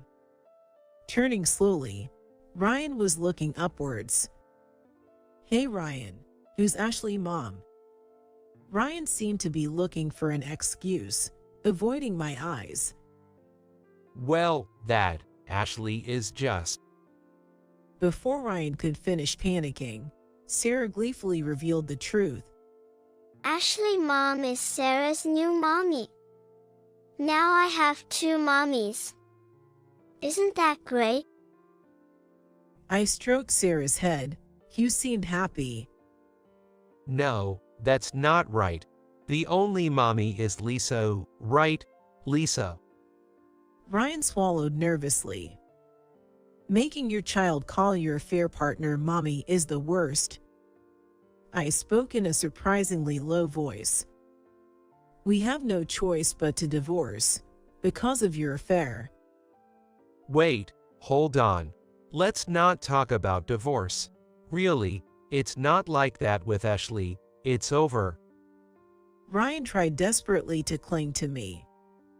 I knew you were having an affair. What? Emily told me. She said she smelled something sweet from you. She avoided you not because of the smell, but because she hated having a father who was having an affair. Ryan frowned upon hearing Emily knew. Yet, he didn't stop making excuses. It was just a bit of fun with Ashley, not some big affair, and it's really over with Ashley. Tell Emily it was a misunderstanding, so, no divorce.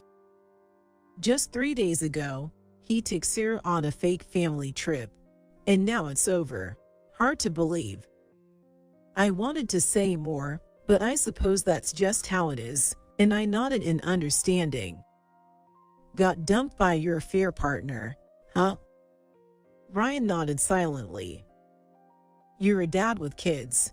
A man who easily breaks his family can't be happy, even if he remarries. I was trying to be nice, but you mumbling too much already. I'm not the bad guy.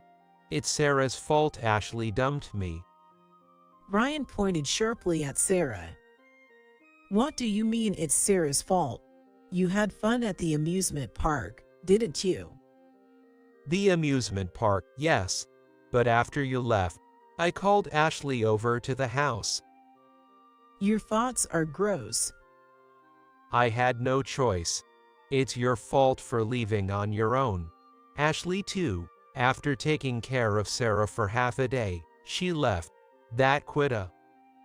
Ryan was agitated but soon slumped and rounded his shoulders.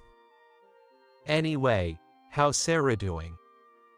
How? She's a sweet girl. Even now, trying to stop our fight, she brings us snacks. Filling my hands in Ryan's pockets to the brim. Yet, Sarah ran off again to fetch more snacks. She was all over the place at the amusement park, getting lost numerous times, which was a hassle. But, worse than that were her tantrums after we got back from the park. I ordered takeout for dinner, but she cried, not wanting either hamburgers or spaghetti. Sarah doesn't even like a hamburger or spaghetti in the first place. It was such a hassle. I even ordered a pizza additionally, but still, she was fussing loudly. Of course, Sarah likes mac and cheese. She's particular about the product too. She can eat a pizza, but I always serve a bowl of mac and cheese. What? You're allowing such whims? Sarah is incredibly spoiled. She doesn't sleep well at night, and when she does, she starts crying. When am I supposed to sleep? That's why Ryan had dark circles under his eyes. Usually, Ryan sleeps in a different room from me and the kids. Though he probably heard the noise, he must have thought it didn't concern him. She's crazy, right? Suddenly starts running when we're outside. What's with that? I thought she was just excited at the amusement park, but she just dart off into the road. I tried walking her to preschool, but it was impossible. Ryan was handed more snacks by Sarah. Despite Sarah looking up at him with a smile, Ryan didn't return it, and just sat down in the hallway, holding his head. I'm so tired. It's your fault for how you raised her. You failed at parenting. You're not fit to be a mother. I crouched down in front of Ryan and peered into his face. I'm not fit to be a mother. You, who knew nothing about Sarah, are the one who's failed as a father. Sarah is already 3 years old. What have you noticed about her in these 3 years? Ryan's face turned red. Shut up. I'm working, so taking care of the kids is your responsibility. Don't put this burden on me. Just come back. I stared straight into Ryan's face, my eyebrows lowered. Did we fail at parenting? Yeah, a big failure. I guess so, huh? I stood up and looked down at Ryan coldly. For a father to have no interest in his kids and grow up to be a man who cheats, you really messed up in parenting, turning into such a worthless man, Ryan. What? Being mean to a defiant child. abandoning one that doesn't conform to your wishes, and you still call yourself a father. We don't need such a failed father. Overwhelmed by my pressure, Ryan couldn't stand up. Somewhere deep down, I had thought parenting was my job, and I had been hesitant because Ryan was providing for us. But I can't continue to be a family with Ryan after his foolishness has been so blatantly exposed. You want me to come back? No way. I just came to pick up Sarah. Ryan, we don't need you. I'm not your mom. I have no obligation to indulge your whims. What? Are you mad? Always acting so superior, but Ryan immediately loses his momentum when I push back a little. Sorry, cheating was wrong. But I've really ended things with Ashley, okay? She's the worst, you know. She said she wanted to take cute little Sarah if we got married. But then she bails after half a day. Useless, right? She's over 30, still living with her parents. Can't even make a decent meal. In the end, you're the only mother for Sarah.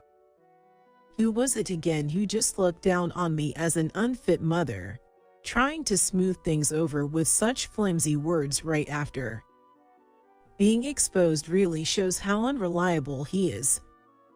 Right, I am the mother of Sarah and Emily, and I'll never abandon them or fail to protect them. So, as a father, I cut off Ryan's voice. It's too late. We don't need you. Why don't you go back to your mother and start over? Ryan, whether out of anger or despair, was trembling slightly with his hands on the floor. He breathed roughly, looking down. Daddy, I'll give you some candy. Worried, Sarah piled up candy in front of Ryan. Ryan slightly raised his face and took Sarah's hand. Sarah, you love Daddy, right? Yeah, I love you. So, you'd be sad if Daddy was gone, right? Not really. It's okay if you're not here. Ryan's smile twisted. What? You said you love me, right? Yeah, I love you. Daddy is about this much loved. Sarah showed her love by putting her index fingers together closely. I couldn't help but burst out laughing. That's practically zero. Then, Sarah spread her arms wide. And you know, I love Mommy this much. Running down the hallway, she yelled, "From here to here, that's how much I love Mommy." Like, I love Mommy more than our house, like the universe. Sarah's love was unstoppable. As Sarah's smile brightened, Ryan's face turned paler. So that's why we don't need Ryan. Goodbye. Ryan weakly lifted his right hand as if to stop us, but seemed to lack the energy to call out. I picked up Sarah and left the house where we had lived with Ryan. Left alone, Ryan reluctantly called back his affair partner, Ashley. Even if she's not good at housework, she's better than Ryan. You can't do anything. With no troublesome children around, there's no reason their love couldn't reignite. I learned about these two from a mom friend living nearby. She was surprised to see an unknown woman coming and going from my house. I thanked her for worrying and carefully explained the situation to avoid misunderstandings. The story quickly spread around the neighborhood and somehow even reached Ryan's company. It's a small world, indeed.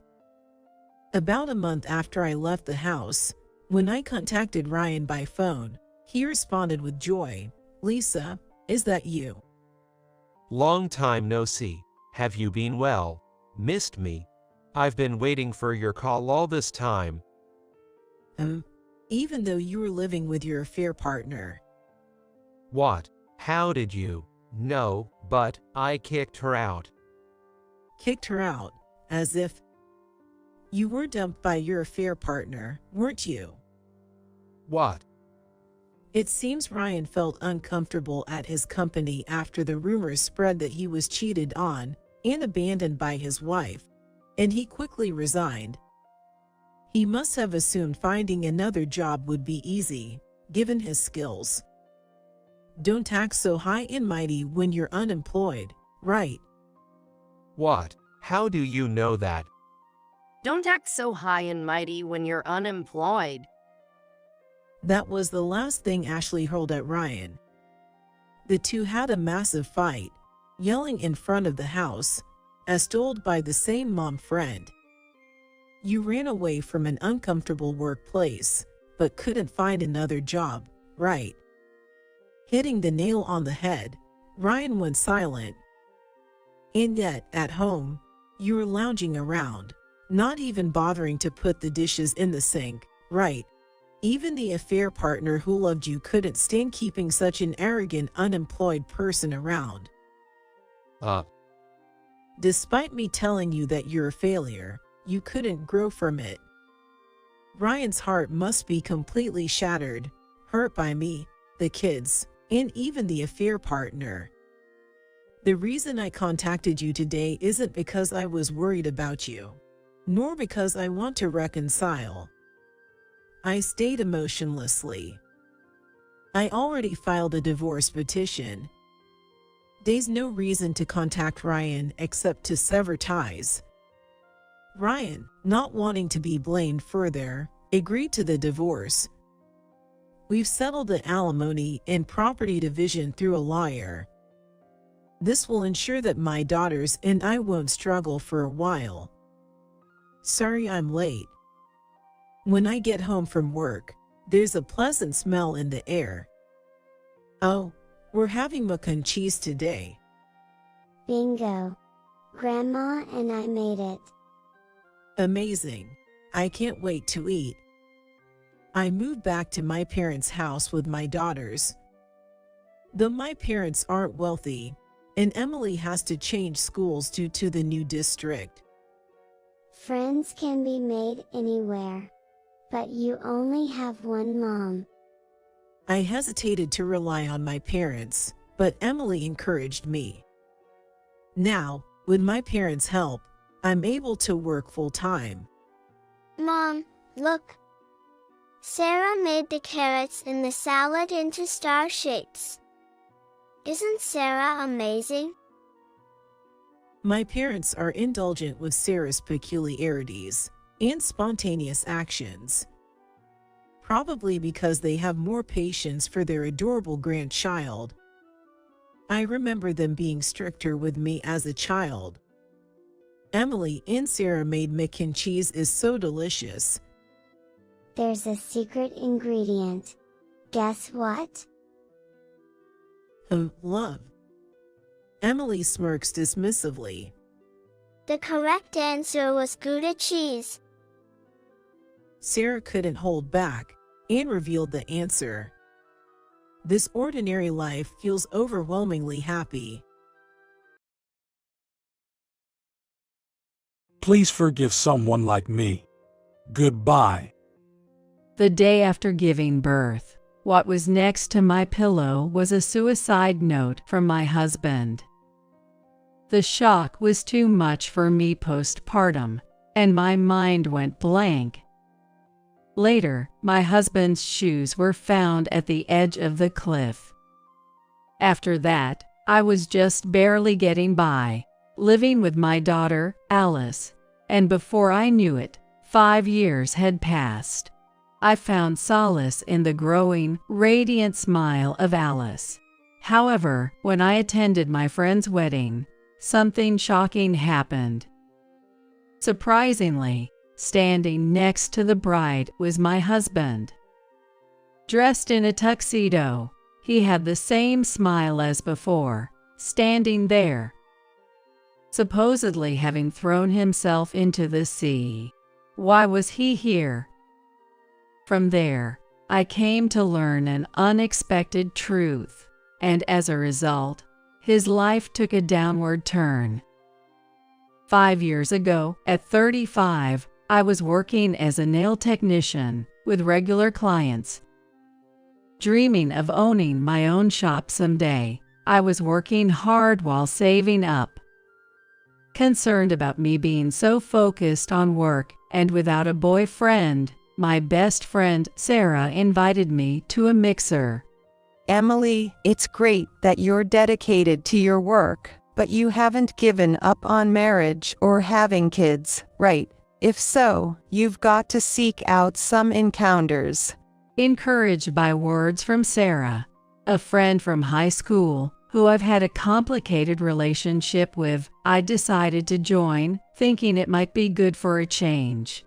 And so, my life took a significant turn. At the mixer, I had an unexpectedly good encounter. We hit it off as if we'd known each other forever, and soon started dating.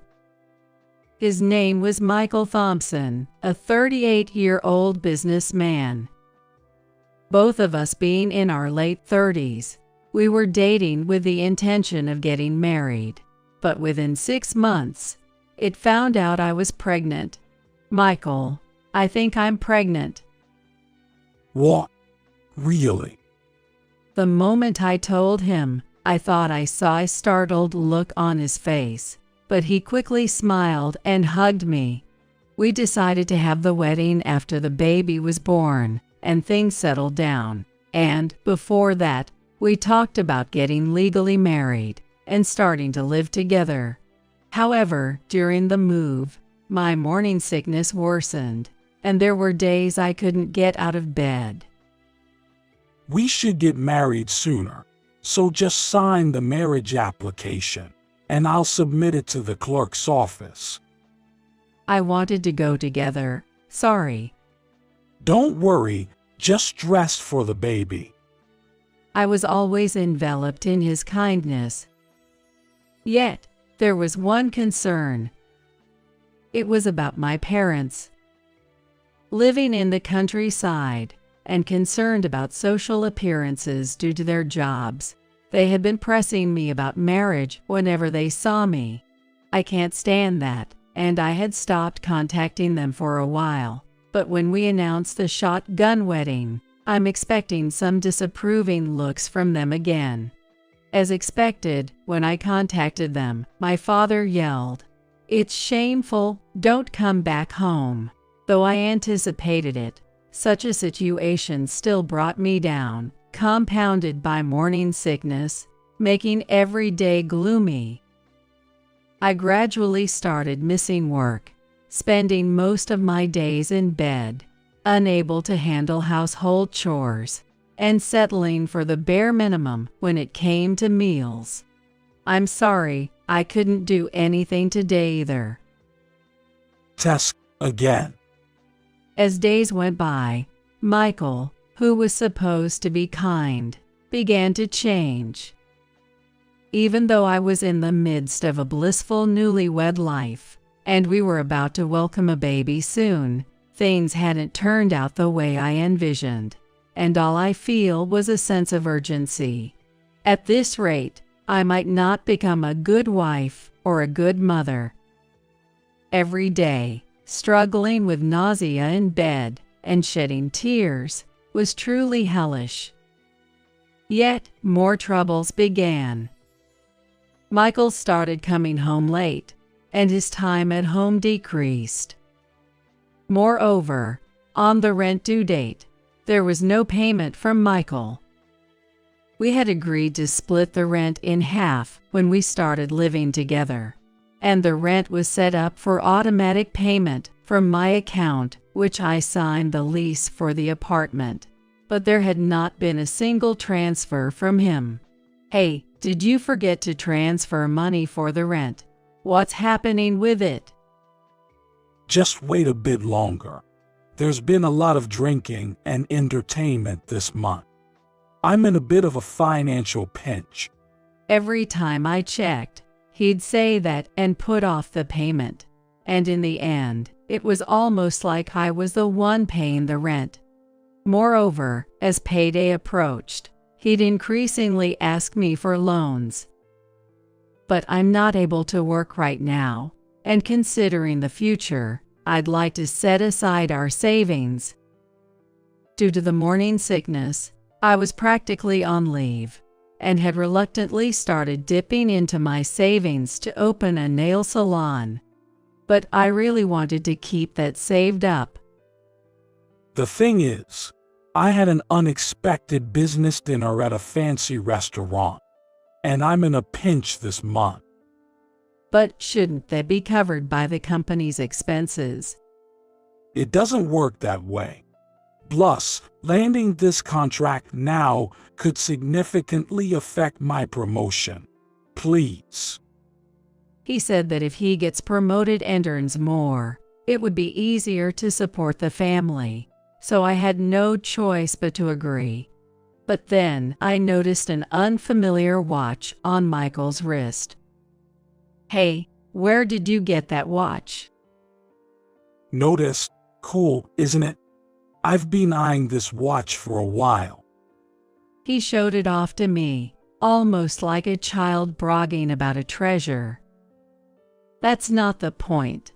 How much did that cost? What's it to you? I bought it with my own money. Stop nagging. Despite me paying the full rent and even lending him money, what was he thinking? I couldn't help but snap at him. Before spending money on such things, you should have discussed it with me. You're about to become a father. When I, usually quiet, unexpectedly raised my voice, he looked surprised and then awkwardly apologized.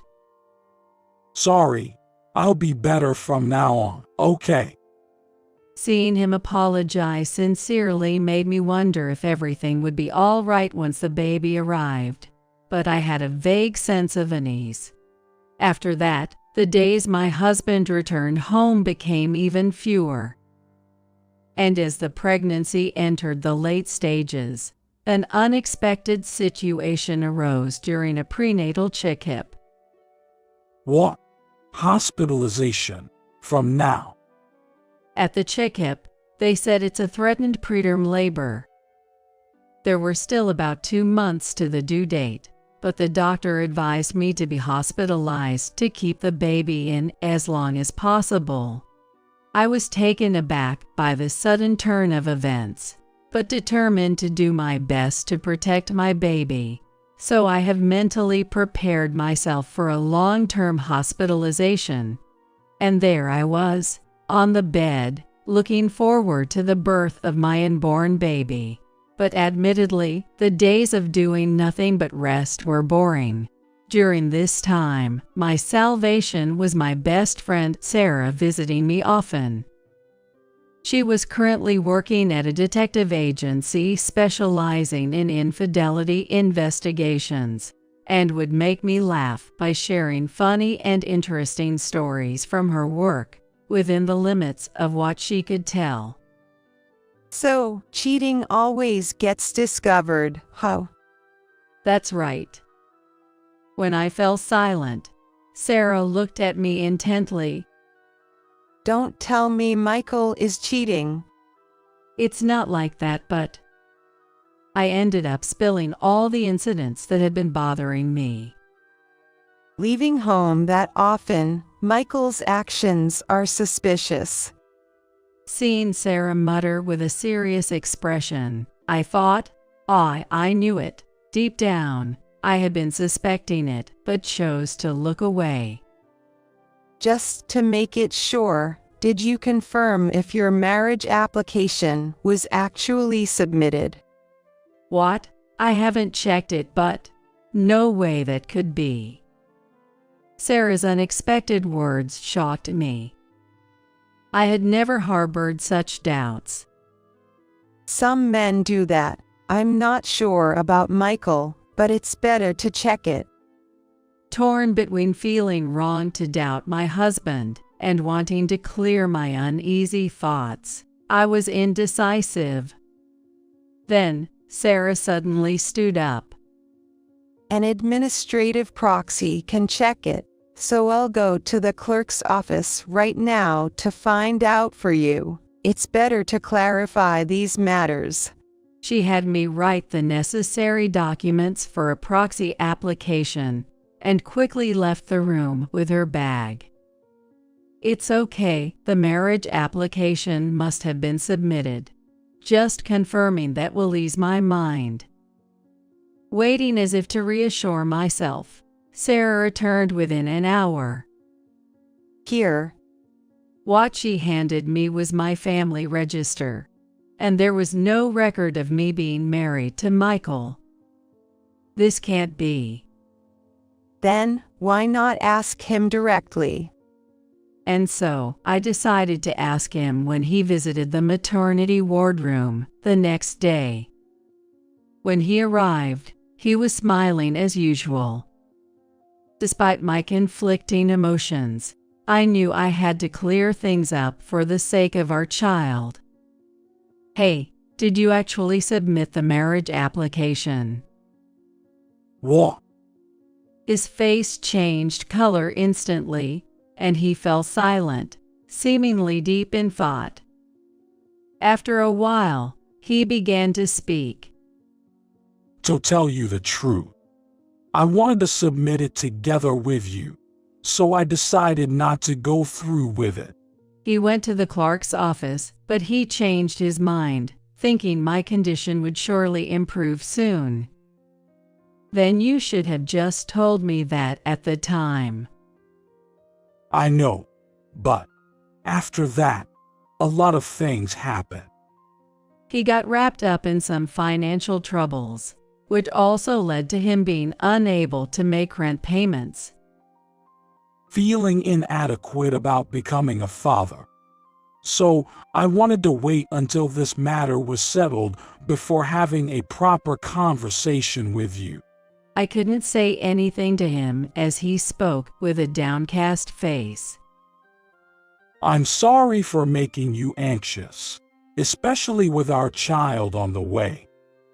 At that moment, he began to cry, and I could only pat his back. I had no idea he was going through such a hard time in silence. As his wife, I need to support him.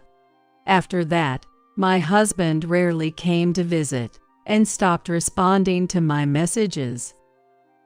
I thought maybe he was too embarrassed and needed some space, so I decided not to press the issue and just wait. Despite everything, my belly continued to grow, and the day of delivery has finally arrived. I've started having contractions in the midnight, and by morning, our daughter was born. A healthy baby weighing over 6 pounds and 9 ounces. I managed to contact Michael, and he came, but he seemed distant and wouldn't make eye contact with me.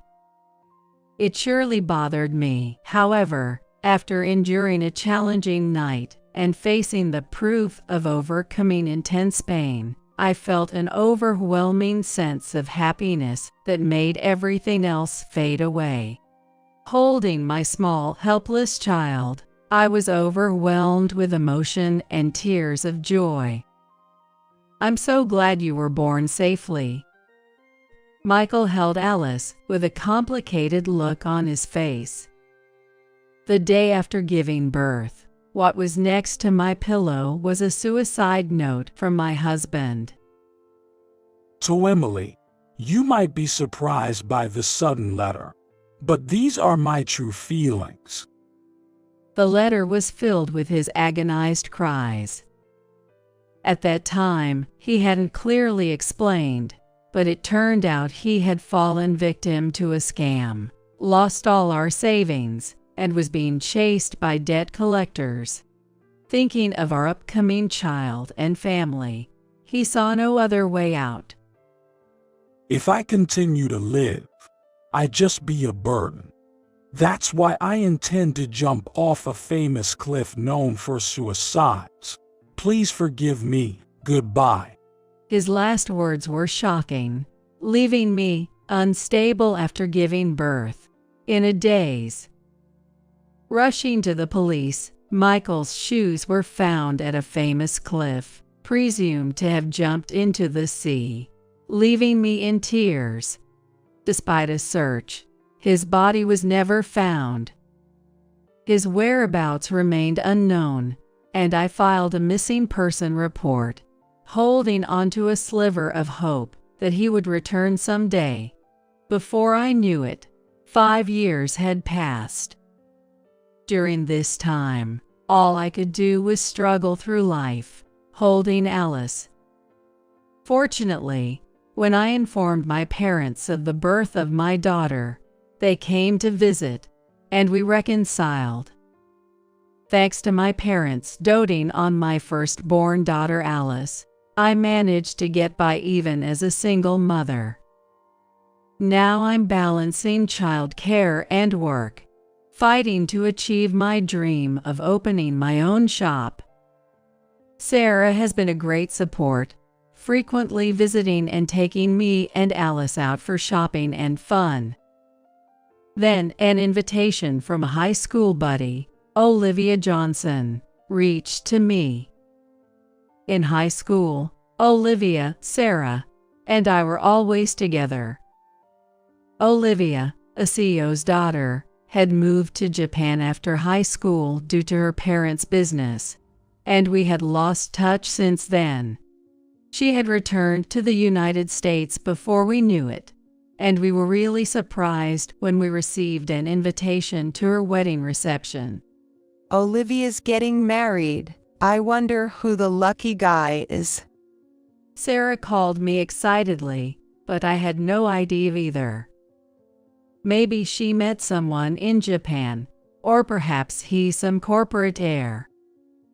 We were both looking forward to reuniting with our friend after so long. On the day of the wedding, the venue's luxury and decoration were a testament to Olivia being a CEO's daughter. I remember Michael used to work for a company under the Johnson Group. I quietly murmured such a thing in my mind. As the lights dimmed and music played, the spotlight fell on the doors, which slowly opened. Seeing Olivia after a long time, she hasn't changed much, and her smile brightened up the surroundings like the cheerful spring sunshine making flowers bloom, reminding me of the old times. However, the moment I saw the groom standing next to her, my heart froze. What, Michael? Surprisingly, standing next to Olivia was my husband, who was supposed to have disappeared by jumping into the sea the day after Alice was born. Why is he here? And why with Olivia? I never imagined reuniting under these circumstances. Seeing him standing there in a tuxedo, smiling just like before, I was thrown into confusion. Why on earth? As I stood there, feeling like I was seeing a ghost, Sarah next to me spoke up.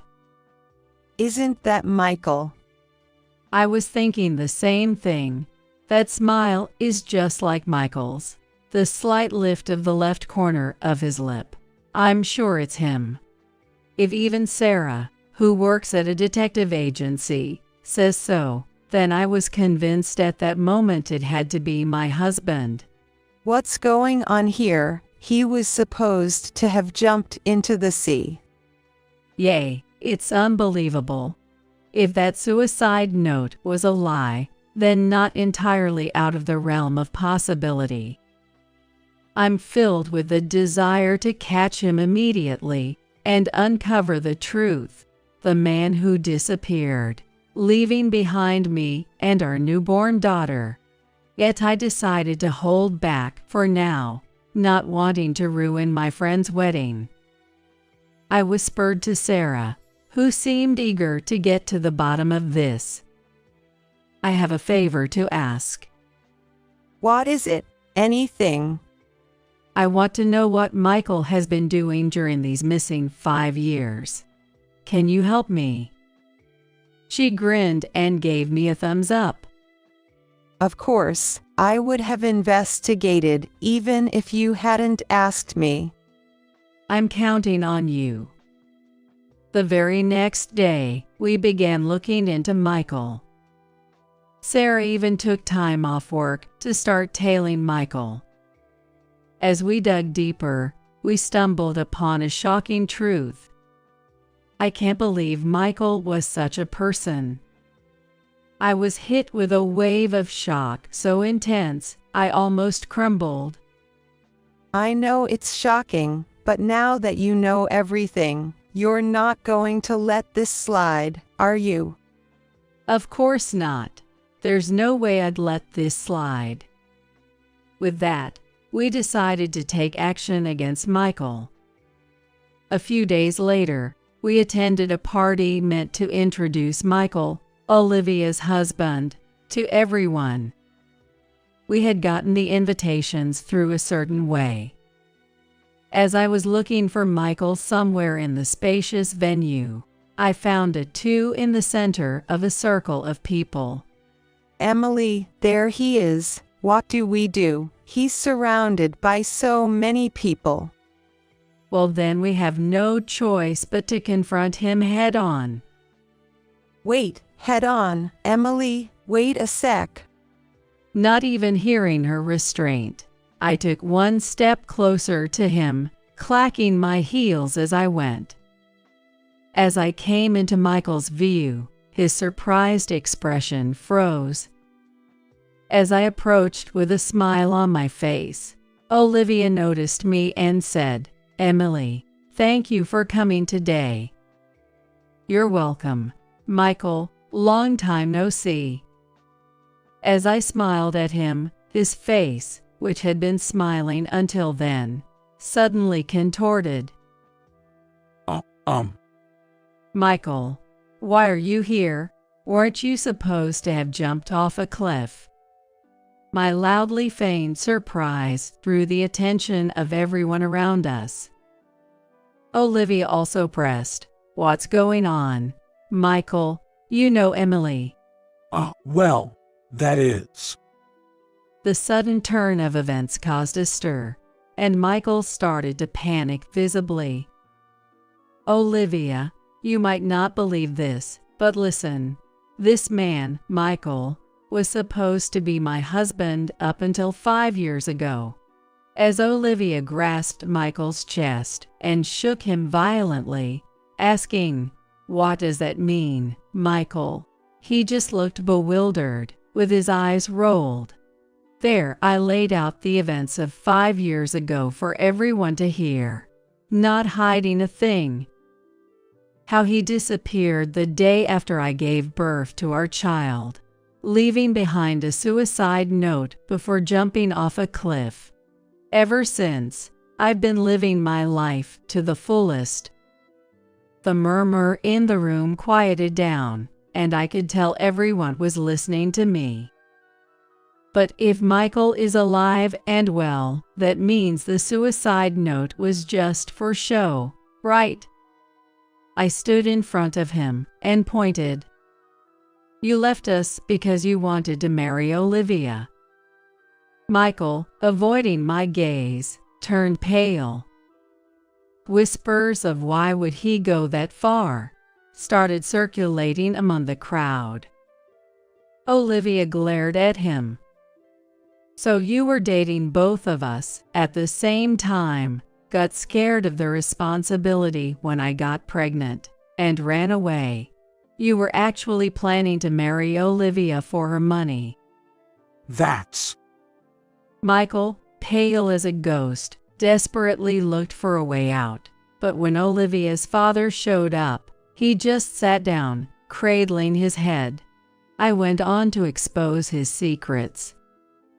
"Plus, it seems like you have debts from gambling since you were with me, amounting to over $50,000, right?" Olivia confronted him. I never heard such a thing. And Michael started panicking. "I was going to tell you. I swear. I had a plan to pay it all back. I was planning to tell you after I paid it all back." was that plan to marry Olivia and become a CEO. Michael fell silent at my accusation, glaring at me sharply. 5 years ago, it seems like you got drunk and were bragging to people at the bar. You were boasting about playing both sides, maybe even becoming a CEO if things worked out, and you didn't even plan to marry me. Sarah, the detective, had gathered these testimonies that I couldn't have found on my own.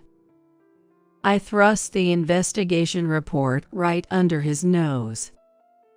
Then he brazenly snatched the report from me and started tearing it up, as if he didn't care.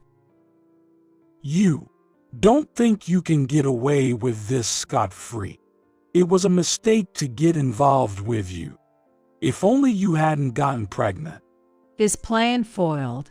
He looked like he was about to jump on me any second with an angry demeanor.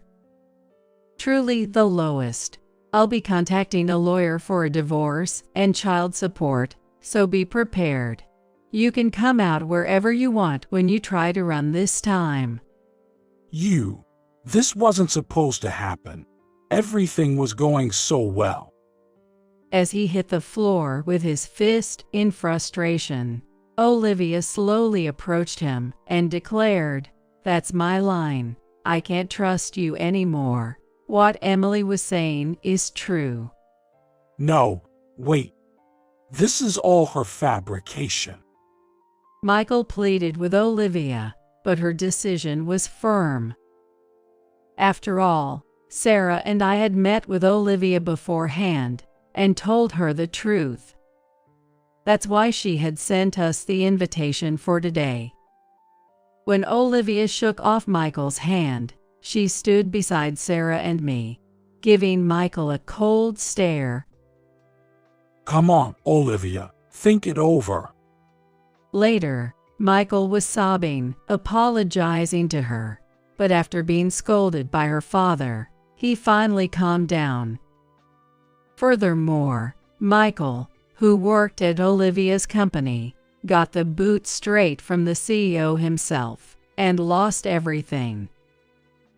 It's because of you, Emily, that I couldn't become the CEO. This is all on you. Oh, and I forgot to mention, I'm also a CEO's daughter. What? You are? He looked utterly baffled by this sudden revelation. The truth was, my father also ran a company and planned to pass it on to me or my future husband.